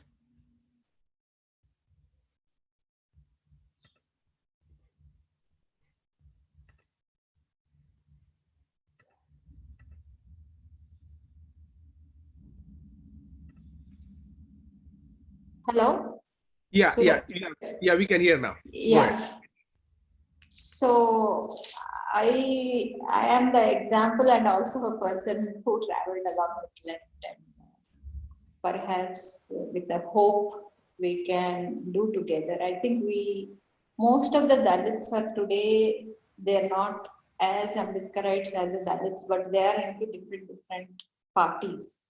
So having said that, they're already divided among the party lines. So most of them have identified with left because left has, touched with the workers issue and the land issues, which are main priority issues of the Dalits in the rural areas. So they have somewhere connected to those issues rather than the Ambedkarites have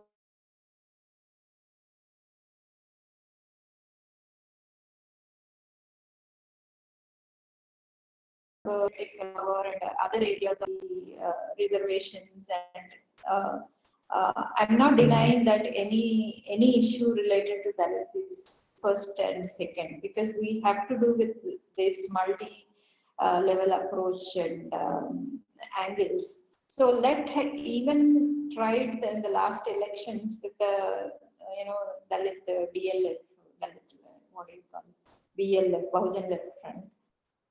The idea of Bahujan, if we talk about in the Buddhist sense, is we all Bahujans unite, perhaps SC, ST, BC minorities in that sense. But Bahujan, once it's become a backward caste alone, then SCs as a different community, STs and the minorities, then the problem arises. What I think that the left radical movements in India are still not convinced taking the caste issue as the issue, and which is, when you talk about the caste, you obviously talk about the annihilation of caste. When you talk about the annihilation of caste, you obviously question the Thamanic, hegemony, and you question the, dominant religions. You also question these are very difficult questions that no political party wants to address them, or even to touch them. Then there's no point when you don't talk about the the roots of the caste system, which are hidden in some particular religions and some castes are dominating. Then the caste question always remains the same. So even after the years and years, even RSS is taking the Ambedkar and trying to co-opt Ambedkar, but left, for the namesake, we are all confined to the Ambedkar Jayantis and death anniversaries, or whenever time comes, everybody is talking, so let us also talk about it. And so the thing is, once they understand, the left always believe that caste is not caste is just social, and it is a self-respect movement, and it has nothing to do with the revolution. And those of us who are all of us working on the caste, I don't think there is any revolution greater than the annihilation the caste. Because if today I'm a professor that means I'm already changed my class. Perhaps I can change my class with my education, or you being in abroad or whatever. But what about the caste? So the revolution is, as long as it is believed in the only economical equality, and we talk about everything, American imperialism, and everything we talk under the sun, but we don't talk about the caste and the caste roots here in India, because it is also questioned to the left parties, or whichever in Congress, or whichever party we are into, that those were the headed by the dominant caste. If we take up the lineages of every party, we can see. So once you are into the dominant caste, if somebody claim as an Ambedkarite, Ambedkar had clearly said that you should not go to any other political parties and succumb yourselves, and you should have your own voice. So then our own parties also how, harmonized over a period, or and change, that is a different subject. So I feel that left has miserably failed, and my grassroots experience and as an activist, I can say that the poor and oppressed always wants.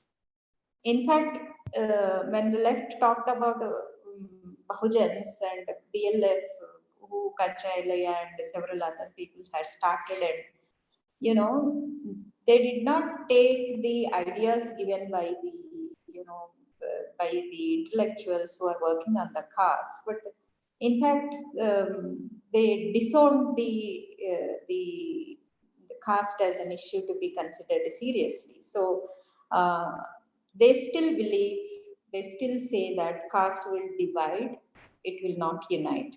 The class question will unite, and the caste will divide. It is an age-old concept they are believing and they are practicing now. So, and we are happy, and the people will be happy if they come forward and take the issue and ally and win, because today, whoever talks about the freedom, whoever talks about the working class, who are the working class in India, who are the poor in India, who are the oppressed in India, without, as Ambedkar said, it is not the labor, but we are all the different laborers in India. So I don't think it will happen with the left with this current understanding, and if it happens, it's good, because non-RSS alliances are very much needed. But if non-RSS alliances are needed, then they have to talk about the caste. As you rightly said, equality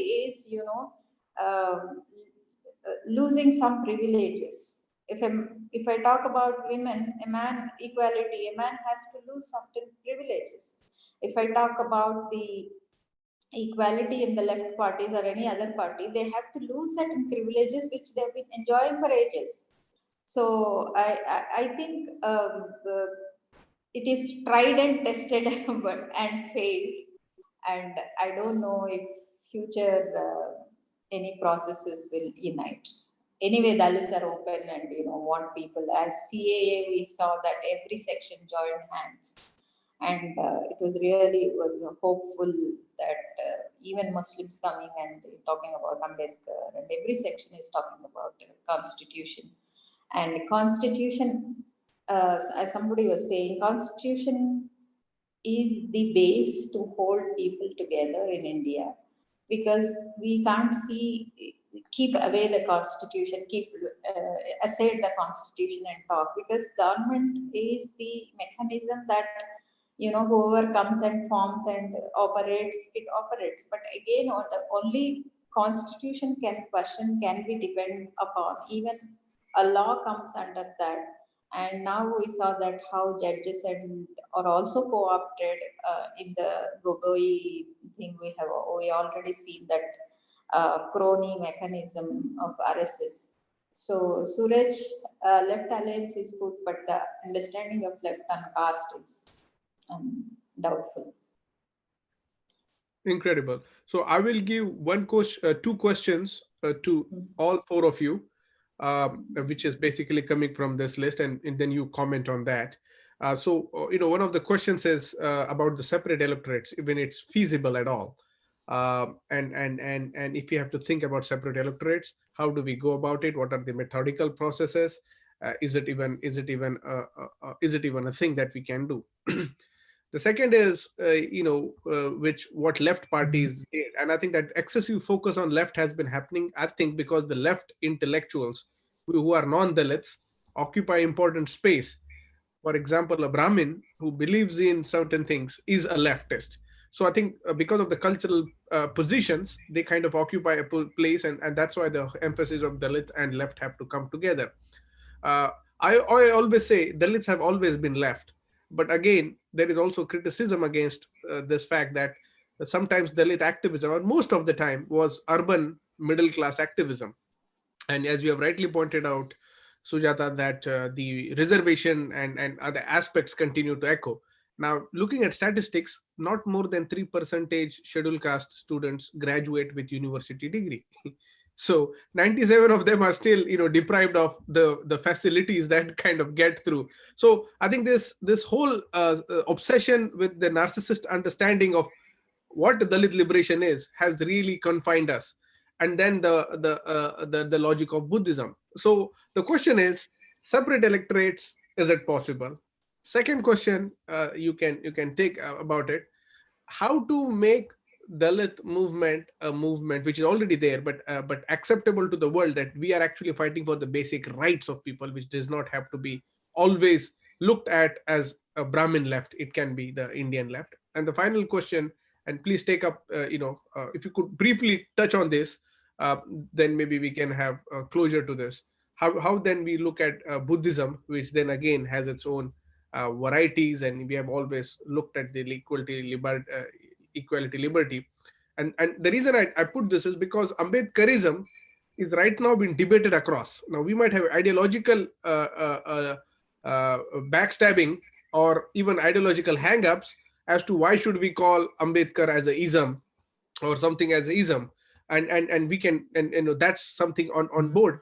But for a common mass, as intellectuals, leaders, social activists, bureaucrats of the community, you fellow panelists, what would you guide to the poor, toiling masses of our country, who are also sometimes a little bit middle class? Ravi, why don't you begin? Then we can go in the same order. Suraj, let me tell something. Yeah. Because the separate electorate thing, in Tamil Nadu we have revived the demand in 90s, and I am along with my friends and organized 12 conferences all over Tamil Nadu. We have planned 100 conferences to propagate the idea of separate electorate in 90s. And now, there is a demand for proportional representation. Law Commission also suggested, and the Election Commission of India also suggested this proportional representation system. Some political parties, including CPI, CPM, they are also supporting proportional representation. We know very well in the Constituent Assembly, Ambedkar categorically rejected the idea of proportional representation because he said it will perpetuate the majority-minority the division. So he rejected the idea of proportional representation, and also he raised his fear it may fragment the people further. And so he again and again during his last days of his life, he emphasized the need to revive the demand for separate electorate. So by raising the demand for separate electorate, we can push the government to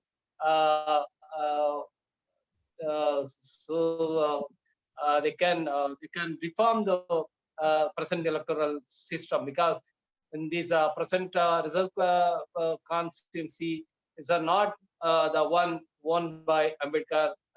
They're not the one proposed and sanctioned by Ambedkar. So we have to reform the representative system. Otherwise, there is no effect, because we see most of the reserve constituency representatives, whether it is MLAs or MPs, they don't raise any issues of Dalits in the legislative bodies. So reform in the representative system is very much important, essential, and also urgent. So raising these separate electorate may push the government to think about the reforms of a representative system. And that's my view. So a movement for these all over India is needed, very much needed. Another part now, I'm representing the. I'm now in Parliament. I am planning to introduce a private member bill to revive the demand. Uh, thanks to thank you, Suresh. So you say revive what? The private bill? Separate electorate. We'll be very happy to get the updates so we can circulate to the participants who are here. Professor Suresh Mane, please go ahead. Surya, can you hear me? Yes. Yes. Congrats to Dr. Ravikumar for taking such bold initiative of thinking to introduce a private member bill in the parliamentary session to have the separate electorate. Let me begin first thing which I wanted to precisely say one statement on the left and a caste. That left is not only guilty of ignoring the caste, but left is also guilty of ignoring Ambedkar. So that is the first thing. Second, in India, left is not free from the Brahmanical culture. Their leadership, their institutional, even institutional patriarchy that dominates the left forces in India. So left has many weaknesses. Despite the fact, we should also understand that the scheduled caste in Kerala and the Bengal, they are completely under the dominance of the left forces where there is least presence of Ambedkarite movement. Right from 1946, even today, in Bengal, after 1951, it has been completely taken over by the left forces. And in Kerala, even Ambedkar Scheduled Caste Federation or Republican Party of India never had its roots. So these things also needs to be taken into account. But now left is using Ambedkar to make a strong inroads, especially among the social proletariats, to build up the party, not for the sake of they contribute, subscribe to the Ambedkarite agenda, but it has become a need for them. That I must make absolutely clear. Secondly, when we talk about a separate electorate, as our brother Ravikumar has elaborately explained it, I'm a ground realist, pragmatist activist. What I perceive, what I need, what I demand is the one thing. And what is feasible is another thing. What is the realistic is another thing. In the Constitution of India, we have a reservation in promotion. We are not able to save it. We are not able to protect it. Now, whatever is in the Constitution, we are not in a position to protect it. Now, the thing which is not in the Constitution, we are trying to demand it. So we have to also understand how much a quantum of efforts and energy will be required to take that issue to the logical end. So that challenge needs to be understood in a crystal clear manner. Third thing, an alternative to separate electorate, the solution has been also suggested by Dr. Ambedkar. That also we must consider. And that is a broader social alliance of the SCs, STs, the backwards and the minorities, the victims of the caste, which build up a political majority. And that formula was categorically given by Dr. Babasaheb himself on 25th or 26th November 1948 in his address at Lucknow. So forming a broad-based social coalition of SC, ST, OBCs and minorities, which Kanshiramji took it. That is also an alternative method when we are not in a position to achieve the target of separate electorate. The proportional representation system, which is considered now by even a left parties and some other parties are campaigning for it. Even some Dalit activists are part of it. That is based upon the percentage of the votes which you secure in a particular state, and in that context you have to be allotted certain kind of seats. But it has also both pros and cons, the advantages and disadvantages, and therefore it is also not a suitable or viable method in terms of securing our representation in assemblies and the parliaments and even the local bodies.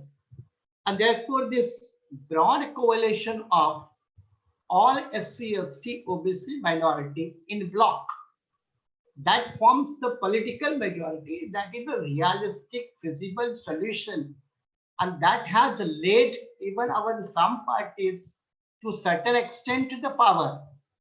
That is being tested and experimented experiment that we cannot afford to reject outrightly. Merely theoretical romanticism is one thing, but ignoring and considering the time-tested experiment is the wise thing which needs to be pondered over. Finally, as Suraj explained one issue, and that is whether there lies a salvation in Buddhism. And Suraj, I am very specific. You create a casteless society and that automatically leads to the Buddhism. Ambedkar's journey of casteless society takes you automatically in the land of Buddhism. You don't require any extraordinary efforts. So destruction of a caste mechanism with all its offshoots, all kinds of offshoots. You bury it, you land in the land of Buddhism. And that is a perspective which needs to be adopted, those who would like to follow and pursue Dr. Ambedkarism. I think that will suffice. Thank you. Thank you so much. Yeah, Sivagami, I'm going to unmute you. Please, you comment. Yeah, go ahead. Regarding left parties, what should have been their primary objective should have been land reforms in the country. And in Kerala, assigning 10 cents of land, it's called a household land, really changed the social indicators to a great extent in the area of health and education. But unfortunately, maybe West Bengal to a limited extent, but rest of the country is land reforms was a farce, and it was a bogus, and it was not implemented properly. And the left parties, they don't talk about it even. And what they call, because one of the TV interviews I had to, interact with one of the Communist Party leaders, and she said that they were addressing land issues in Tamil Nadu. So what she meant was that wherever there is a problem arising out of, land regarding possession or encroachment or assigning, probably the Communist Party, because they are in the field and they support their cause and get them that land or solve the problem then and there. But I don't mean that as a, addressing land issue in India. So there may be problems because if you go to village, every village, most of the people have problems with the land. So instead of working towards or evolving a policy of land reforms, the Communist Party is just, because of they say that the policy is already in force, so they are sorting out small minor issues here and there. So therefore, the left party has negated the key and important issues regarding livelihood of Dalits. So this is the one comment that I want to project.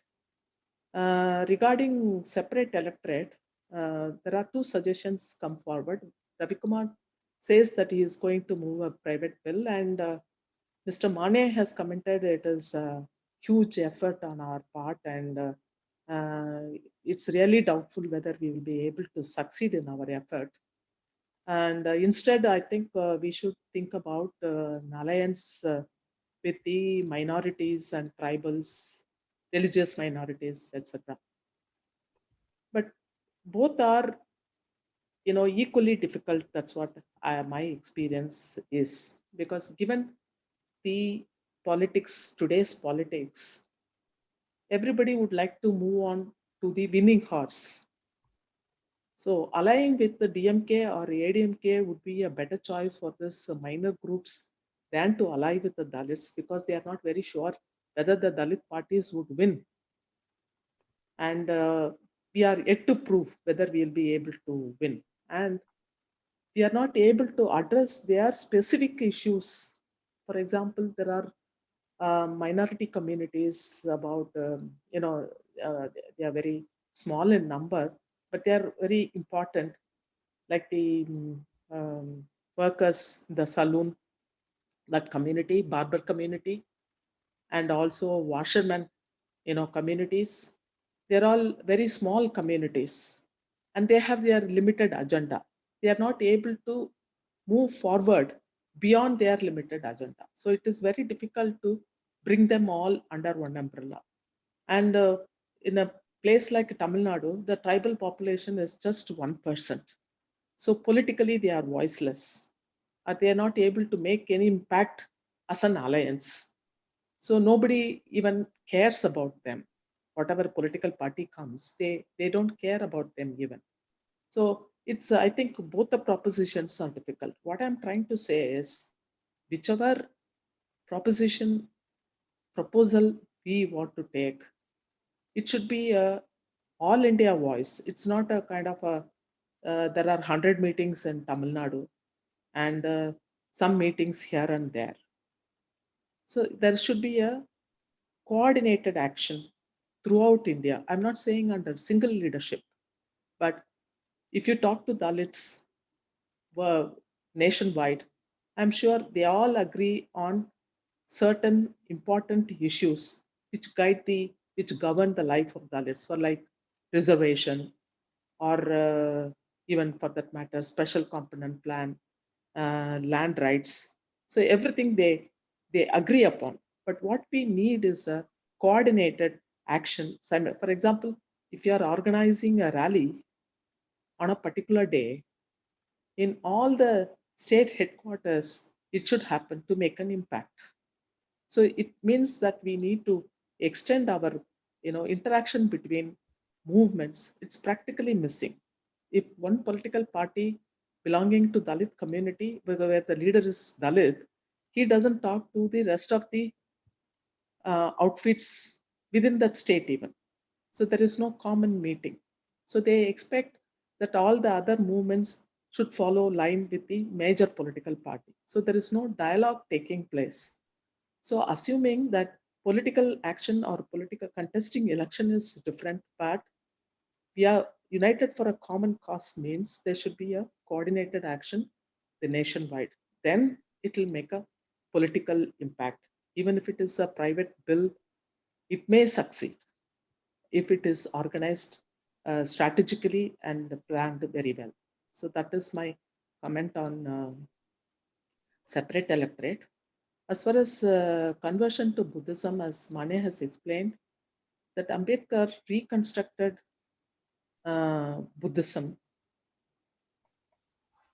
suitable to the present conditions. It is not the traditional Mahayana Buddhism that he is talking about. So conversion, I feel, it's a prerequisite for continuous, even for an activist, because there's a you need to compromise on issues. People compromise easily. They accept they don't accept challenges. So you need to have a strong will to resist compromising, and also to extend the, kind of a unit means if you work towards unity for all basic good principles, I think the individual personality is shaped by Buddhism very well. So I think it's a prerequisite conversion to Buddhism. So these are my comments. Thank you, Suraj. Wonderful. Sujata, do you want to take on the? Yeah. In brief, very brief, because I agree with Sivagami and the other speakers. See, first thing is we have to evolve a common bondage, and that is how we unite and do is the common is the big question. As Sivagami and me were the persons perhaps on the land reforms, but it is a very big huge thing, because you do talk anything, but if you touch the land issue, I think all the everybody, it hurts every capitalist, a politician, and the caste factor is also there. And about this, but the unorganized sector, and as you said, about the 80%, 60%, and I'm working on day one on the COVID issue in the relief work. I'm so surprised to see people from Jharkhand, UP, Bihar, Chhattisgarh. I mean, nobody talks about the caste census, but after seeing thousands and thousands of people and who are migrating from other poorer states, majority of them are Dalits. So again, either they are, anyway be killed by the hunger or poverty, but Corona is the least. And I wrote it somewhere that death and disease is part of our life. But I'm mentioning this because if you don't have a land, if you don't have a house, you don't belong to a particular place. And at the same time, if you have a brutal caste system and untouchability, and it is very difficult for you to stay in whatever piece of land you have. So land reforms is always was, and as what Ambedkar said, ki nationalizing the lands and banks. Now we are also talking about the hospitals which Spain had, come and nationalize the land. So first thing is that is very important issue. But whenever people invite me and ask me to talk about land, they straight away say, "Why did you choose the Marxist topic?" And I don't know when Marxist has patent rights over land issue, but as if we don't want land at all. But then fine, that is one thing. It is important issue and we need to work on it, but it is not as easy as talking, and it needs a big, perhaps a great revolution. Second thing is the separate electorates. Recently, you know that from BSP I've contested from one of the constituencies, and they forget about the caste issue, but the gender discrimination, my goodness, I should write a book on it within our community. And also the understanding of politics in our own, communities. Perhaps no one ever touched it. Why politics, for whom, and the concept of the state and the governance have not reached to our people, because now elections are manipulated and managed, and somewhere we need to have a movement against these what is this machines and all of that. But separate electorates, I think that is also an important issue if we can do, but I don't think anybody, come forward and do that. But see, for anything, RSS or the other left parties and everybody has or comfortably using the divisions among Dalits and the fractions among Dalits, and the Dalits being into separate different political parties is also becoming. And also, unfortunately, our own ideologies, if you are a left leaning, nobody is talking about Anand Teltunde now and some other, people who got UPA and jailed because it is a very left and you don't talk about it. He is a Dalit and intellectual. Why don't we talk about it?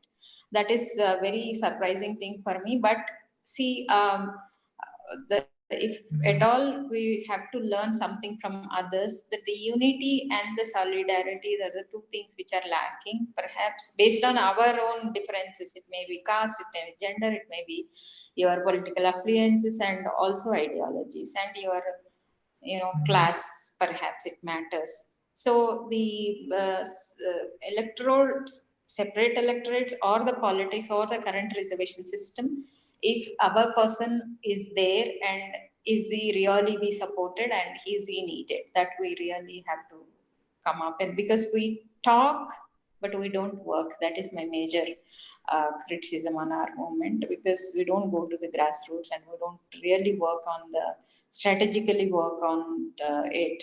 But we have one Telangana movement. What we learned is we have joint action committees, which is really a wonderful alliance of from most people say from RSS to RSU. So every political party has aligned and worked through and through, keeping their differences aside.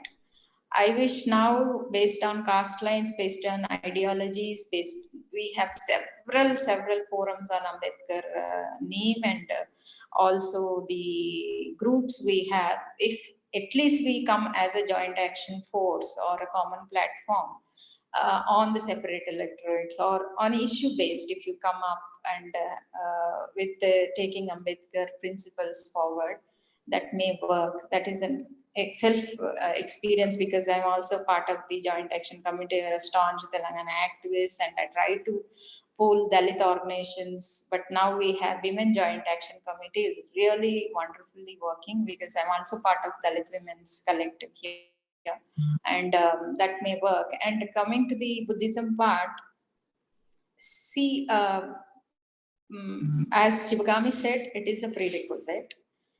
And there may be people, because either you are in Buddhism or you are a atheist, or for me both are same. Humanism and Buddhism is same.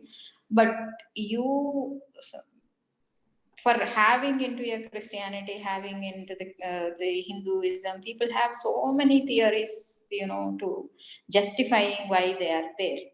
For me, we should have some 1, 2, 3, 4 points that if you are an Ambedkarite, if we are really concerned about the caste question, and what are the prerequisites, and whether you are into Buddhism or not, but if you are into the other religions which are dividing us, or you keep your religion to the personal level, but not the political level. But why Ambedkar said to unite us, or he thought that if you are in a Hinduism, if you are in a Christianity, and you are already divided, but Buddhism as a equal basis, as a humanity as a principle can unite.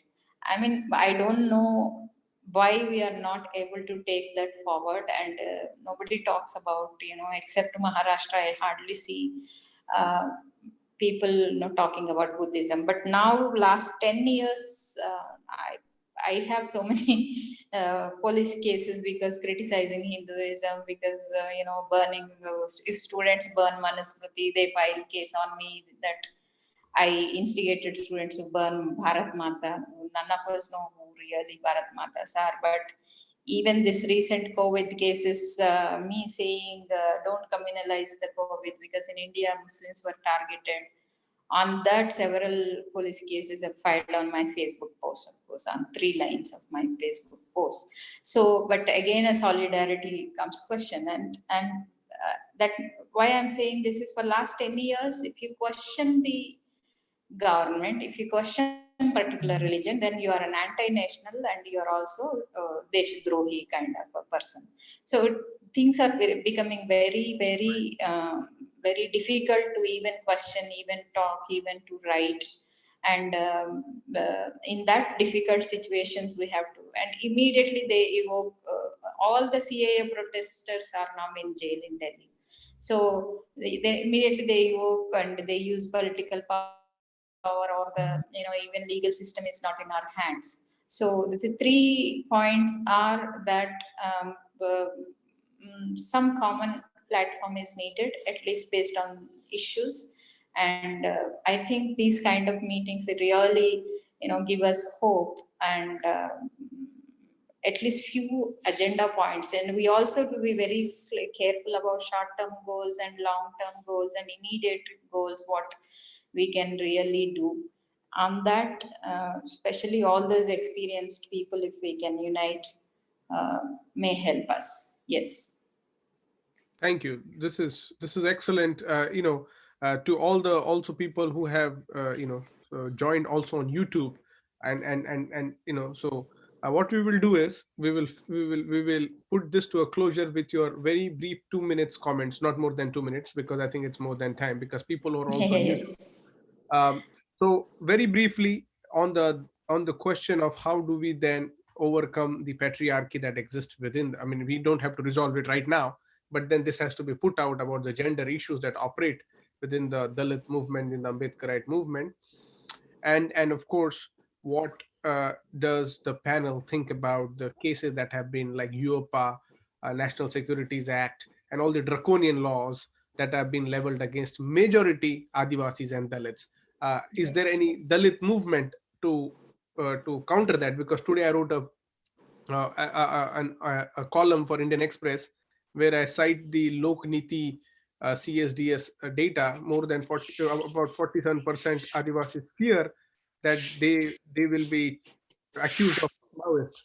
And I argue that because they can't mess up with Ambedkar directly, the state has come to Dalits through the anti-left rhetoric, meaning they are accusing Dalits of being Maoist and whatnot, because they can't tell you're Ambedkarite, and then they will punish you for that. So now they are using that left hatred, and within the Dalits there is, because of lack of clarity on how this whole functions, because they are mostly concerned with issues of state delivery like reservations and few others, a concentrate focus is not there.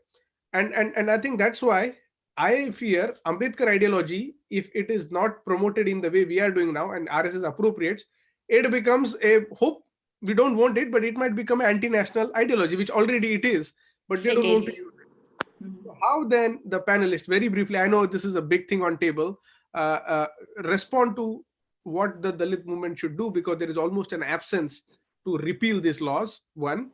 And two, how do we then take on the issues of women within the movement? Brother Ravi, you begin, and then we'll take 2 minutes each. Sorry about giving that little time.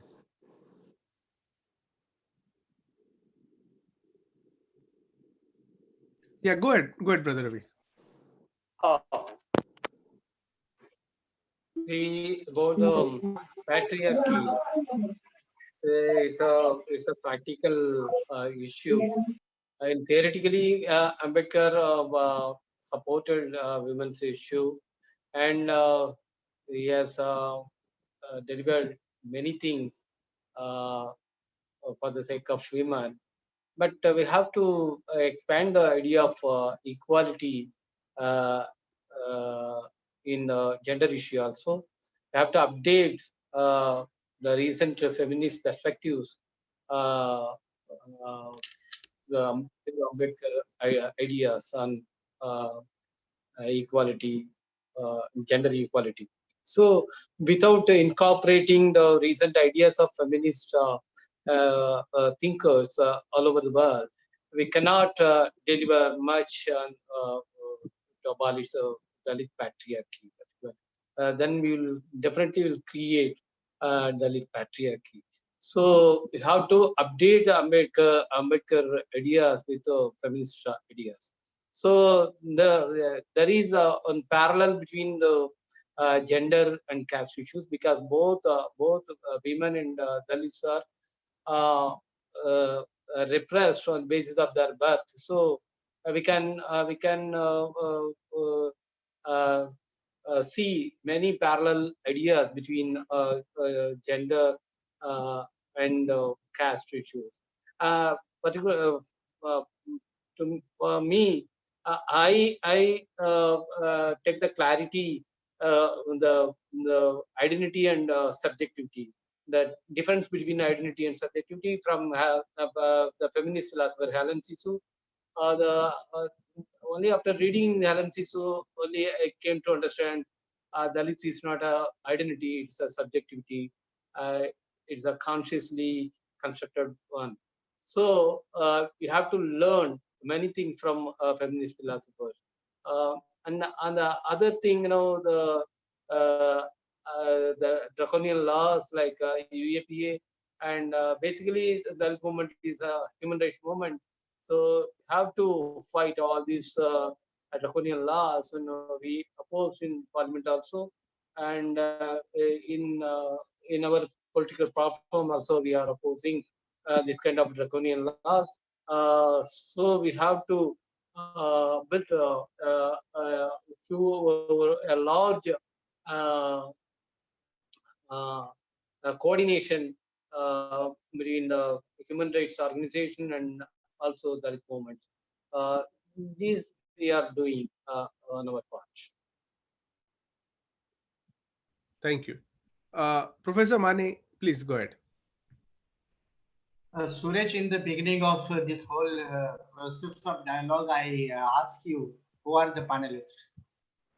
I asked the name of the panelists. And you must have been surprised for such kind of inquiry.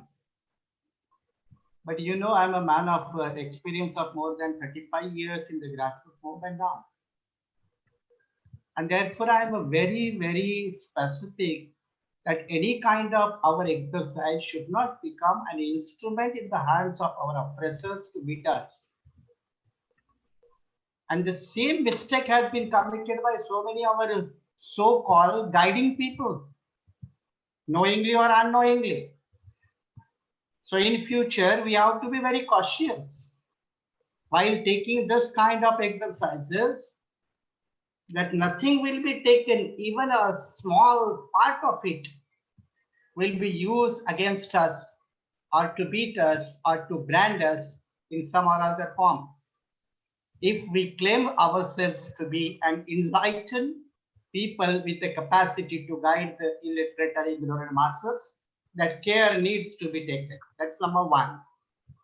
Number two, Ambedkarite movement has never been an anti-national.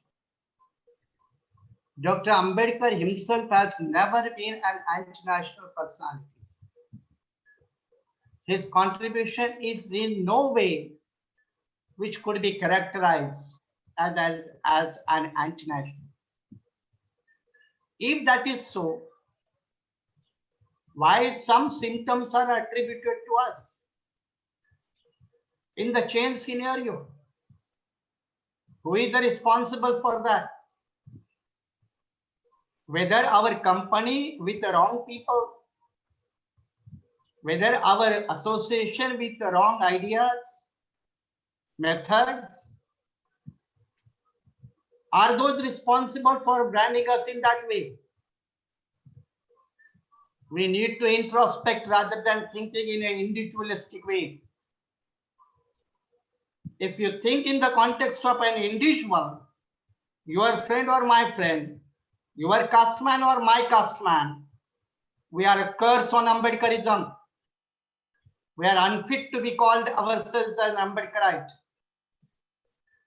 And therefore, we should undergo a thorough process of introspection, because strategically our enemy is determined to blow you out by any method.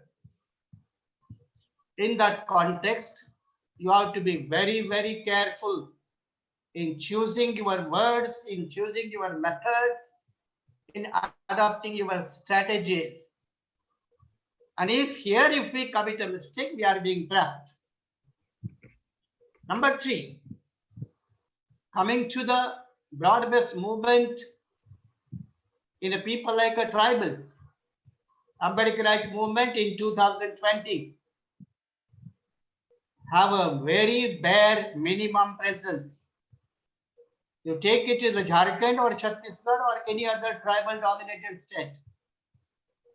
We are yet to enter into tribal population with that ideas, the ideology of Ambedkarism. That is our weakness that needs to be admitted by all of us. While addressing the gender issues, in our entire Ambedkarism, we are trying to again divide our movement by making it issue specific. And here you have to rethink about your strategy. Otherwise, again, the dividation of caste among caste, which is one of the political devices to disintegrate us, is used in the name of percolation of the benefits of the reservation policy to lowest level layer of SC or ST. So instead of going for such a thing, it is always better to have a comprehensive, inclusive approach. That does not mean I am saying no. But as the participation of our women folk in our movement, automatically the issue will become the focal point of address. So we have to go by that method also. Finally, certain state laws like a UAPA. I am sitting in a Mumbai, you are sitting in the New York. Those who are sitting in the bordering areas of the India, we must know their pathetic conditions, especially the northeastern states or the bordering states or the parts of the Rajasthan or the Gujarat or JK. So taking into account all those things, we must try to analyze again without being a specific to certain individual or to certain caste or to certain community. You have to have a broader approach in your understanding. Final comment, and then I will not come again to comment on any other issue, and that is, what is the level of educating our masses? The level of education, and especially the level of political education. Considering the level of political education, state to state, you are bound to have this kind of pessimistic results. If our movements, the roots of the movement are not strong enough to educate our masters, educate our masses, it will be very difficult to succeed. Apart from the resource base, apart from the magnetic individuality, a kind of leadership, apart from the excellent planning process, all those factors keeping aside, unless we educate the masses, bringing them out of the bonds of emotional folk, out of the bonds of emotions, and rationally educating them with the needs and the requirements of Ambedkarism, then we will definitely succeed. I have a hope. With this comment, thanks to all of you. Thank you very much. Thank you. Thank you very much. Very briefly, Sivagami, you and then Sujata, before we conclude. I am unmuting you. Go ahead. Okay. Thank you, Professor Mane, enlightening on the position of tribals across the country. What I was trying to say is, separate electorate is as challenging as bringing all the fringe communities together or religious minorities.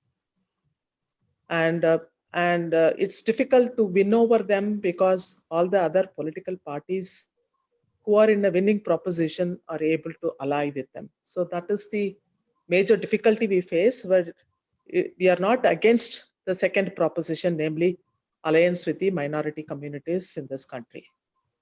With this, I like to talk about feminism, because feminist theories, they have failed to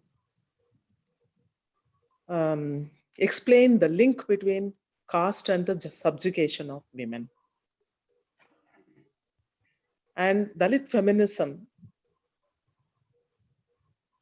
not only is against class, it is against male chauvinism, as well as domination and caste discrimination.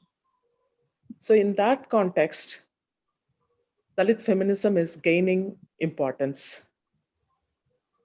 All subjects in the world are feminist subjects. There are no separate feminist subjects as such.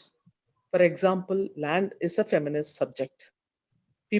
Women should talk about land so that they can get ownership of it, or at least the title is shared with their female partners. And also they should talk about environment, child rearing, about war, about buying planes. Everything is a feminist subject if they want to take equal participation in all the areas. So there is no separate subject as feminist subject.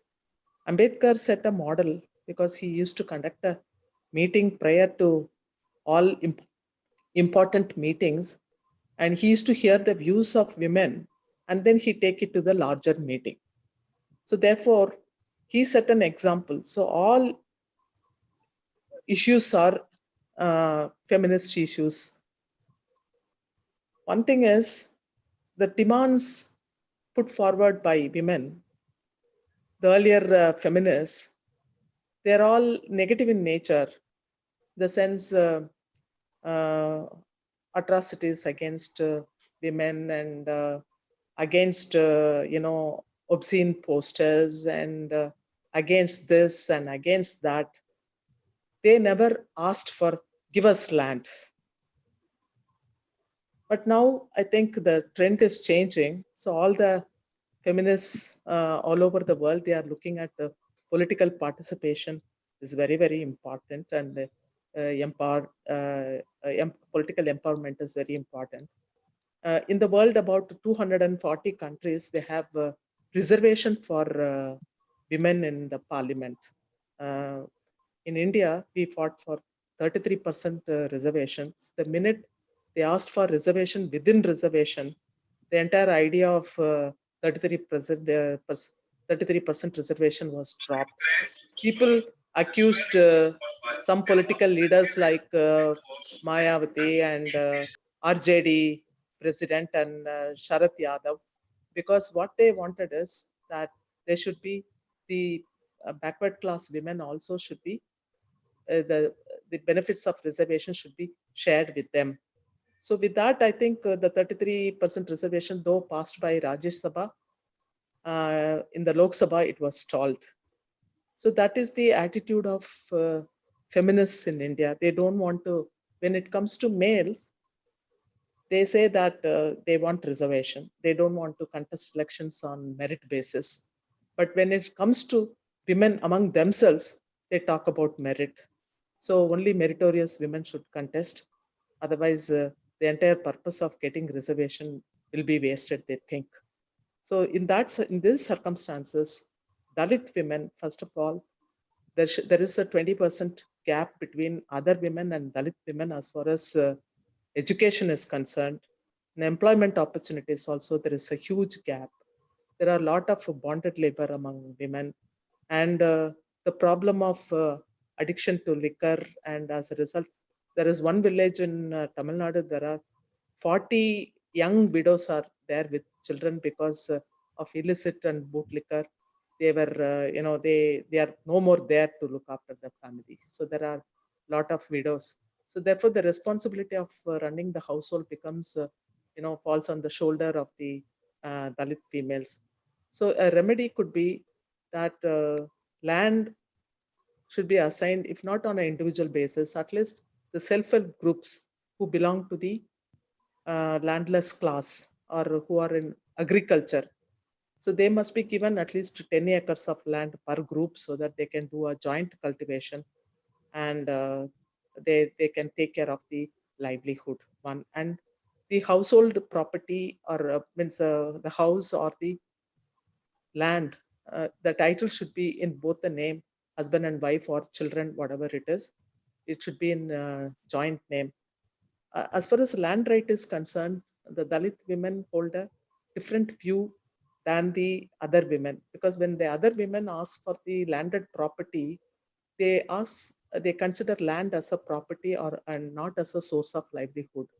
If it is a source of livelihood, when they get married, they move to their husband's place, and that land in their father's village will be given to the brothers by taking value or lease to someone. That is kind of encouraging absentee landlordism in which has been abolished earlier. So their right to land is question mark whether they can sustain. But as far as the working women are concerned who are landless labor, so they can jointly cultivate. I think it's a very interesting proposition to improve their livelihood in the rural area. And at least 10 people in a district, per district, should be encouraged to become entrepreneurs in small scale industries by liberally giving loan, because they are not able to, because the percentage of Dalits getting loan from bank is hardly 3%. And the Dalit women, they don't even, I think, share that 3% with the men. So make it a point to give loan to this Dalit women for small scale industries, or starting some household industry. Another important suggestion that I would like to put forth is every village should have a work shed for the Dalit women, because most of them are doing some sort of handwork like a wire bag or brooms, and they make some household product. And individually making and marketing is so difficult. If there is a shed provided for them, they can jointly work, and marketing is also could be arranged. So that will relieve the unemployment problem in the village. Nowadays, they give the 100 days Enriga, it is called. Earlier Food for Work program, now it is National Rural Employment Guarantee Scheme, they call it. But people, the output is almost zero. People go there and they don't do much of a hard labor, and they get paid. It's like a dole given by the government of India. Instead, that if they give land and work shed and loan, probably they can stand on their own. So from the Dalit women perspective, because it's not only for middle class and rural section of the society, for the fairly educated women also, because they can make use of the loan and start their own units. There are different types of work that they can do. So this is what they come to my mind, and the time is too less, and then maybe it needs a separate session to talk about Dalit feminism and what is that. Thank you, Suraj. Bye. I think you have really hit on the nail. Final comment, Dr. Sujata Surepally. Over to you.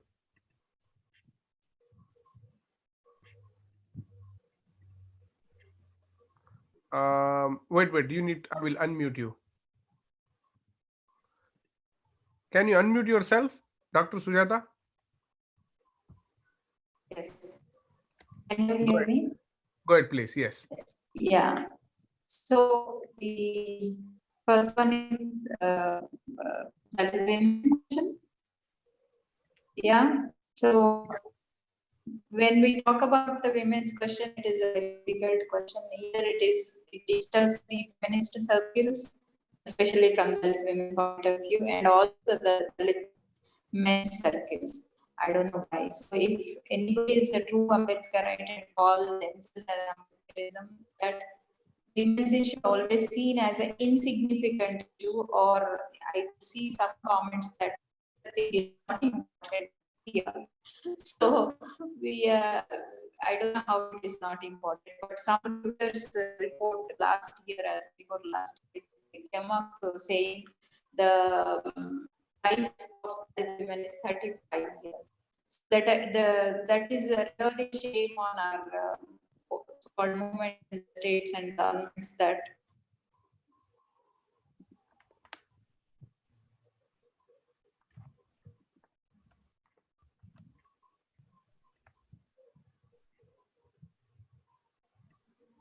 hello. Yeah, we lost you for a few seconds. But yeah, so it is I think unless Dalit movement take the women's issue as as a matter of not only concern, it is the must issue that our forums, our agendas, our priorities should include women. Otherwise, there is no point of Ambedkarism. Number one. So recently we have taken a decision, if somebody calls us for a meeting, if that meeting is not having half women, then we are not calling it a panel but a manel. So we don't want those men dominated forums or what, because we are fed up of requesting, appealing, asking kind of a question, because everybody should have, every forum should have it gender equality as a gender sensitization as a must and prerequisite thing in the mind. And I agree with Sivagami about the land and what is the strategies and measures we can to empower women, because my PhD itself on Dalit women empowerment. So I could see that how within the Dalit question and within the separate special component plans and corporations and SCSTs, any forums, how Dalit women were not least bothered, and it is never considered. And what is the other question? I forgot.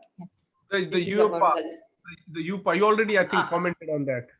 Yeah. See, those were, even if this COVID situation is against us, the government and states are utilizing against the activists, especially who are Dalit intellectuals and all. So now talking about Ambedkar in India is the greatest threat, and that is subject to all kinds of all kinds of cases against you. And I think we unity is the only key thing that our strength only will show us others or the state that it is very difficult to handle this Dalits, because we are always a potential threat to the many people, not only the one section of the current rulers, but also the leftists, or also to the capitalists, because if we come into the force, even into the education field or any field you take it, there are going to be many people are going to lose their own positions. So I think that if you raise your from the time immemorial, we know that if you raise your voice against the mainstream, then you are subject to jail or you are subject to face discrimination.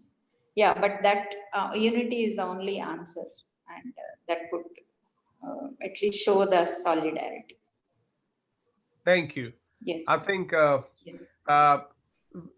We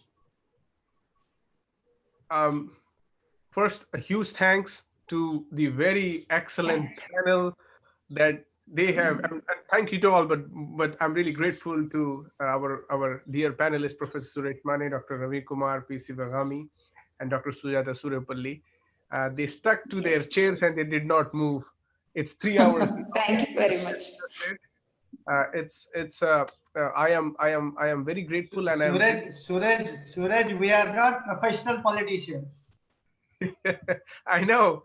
That's why we are discussing this very intellectual issue. And I think this is why it is important that we are so invested in this question. We are so invested in the liberation of our people that we are willing to devote our attention and contribute our excellence and our whole experiences. You all individual, the panelists that are here, have an amazing background of work that you have done, not only on field but also in policy and also in the books. And I think that shine through everything that you offered here. if you have to look at my notes, my book is it's filled with so many pages, and you have given me a lot to think. And I'm sure this is the same sentiment across. Our comrade from America, Amilcar Shabazz, who is the president of National Council of he's the president of National Council for Black Studies, has expressed his appreciation, and he has said that that with the political prisoners like Asada Shakur, Mumia Abu Jamal, Jamil al-Alim, the prisoners of war like Sundiata Akoli, political exiles like Asada Shakur, and erstwhile it was Angela Davis. They have all stood together and they have uplifted them as someone they look up to, because that's the way we challenge state repression. So thank you, Brother Amilcar, for also joining. Thank you, everybody, all who joined. I think this was a lucky And day. Suresh, to you also. We'll keep doing this, and I think we require long conversations to these issues. We have had a huge full house. Prashant Ingole, who's a doctoral student at IIT Gandhinagar, has been a partner, a co-conspirator of this dialogue, and we'll continue to have this question and answers as we continue to debate. Thank you, everybody. More Jai Bhim to you all. Jai Bhim. I will unmute you all so you can clap and whatnot. You can... Thank you.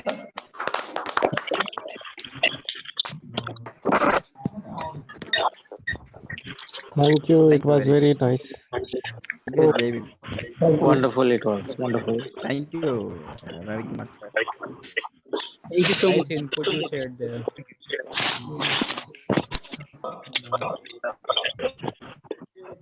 Bye bye.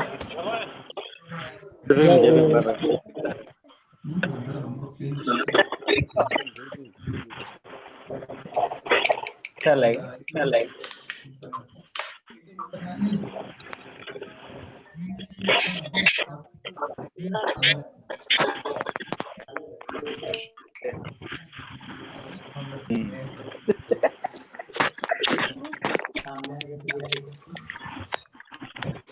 कैसे leave करते हैं meeting?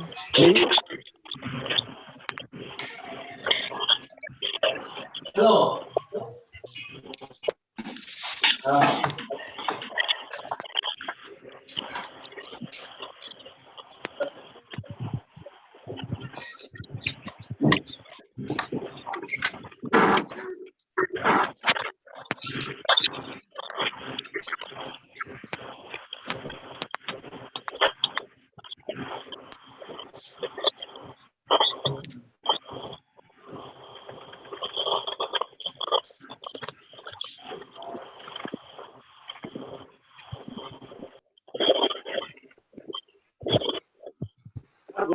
Good night, everybody. Good night, sir. Suraj sir, you are so great. I am very happy to hear. Thank you very much. Thank you for coming.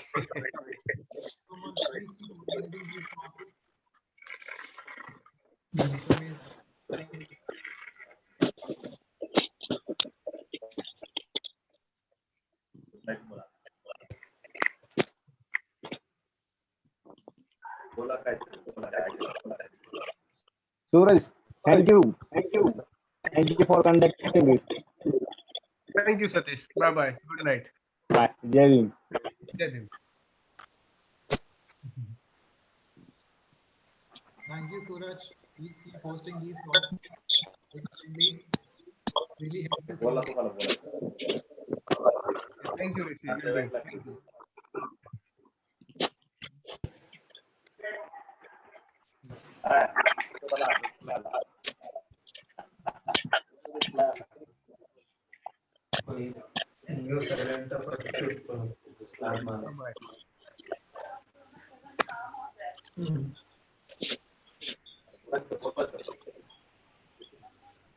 And lot of thanks to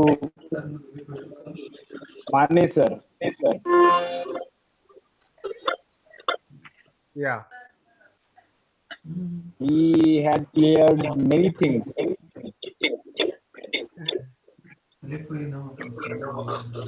And also other panelists Thanks a lot for sharing your views. Correct. Correct. Bye-bye. Bye. Tamil Nadu, Raman. Hi, sir. Suresh, sir. Say what, Raman? I'm from Surepally, sir. I'm very eager to watch this conference. I'm very happy to see you, sir. You too. You too. Thank you. I'm very happy to see you, sir. Me too. Thank you. This is my father. Behind me. Father. Okay. My father. Thank you, sir. Jai Bhim. Yeah, Jai Bhim, sir. Raman, thank you, and Jai Bhim to your father. Thank you for bringing him. Appreciate it. Bye. Very happy to conversing with you, sir. We are from Visika party, sir. Yes, yes. I saw your chat. Thank you. Thank you for coming. Okay, sir. Thank you, sir. Thank you, sir. When I come to Tamil Nadu next, we will meet. Bye-bye. Suraj,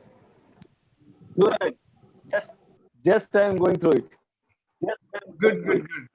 You will enjoy the book. He has done a good research. All right, everybody. I'm going to sign off. Wish you the very best. Sulochana is here. Sulochana, do you want to ask something? Because I'm going to log off now.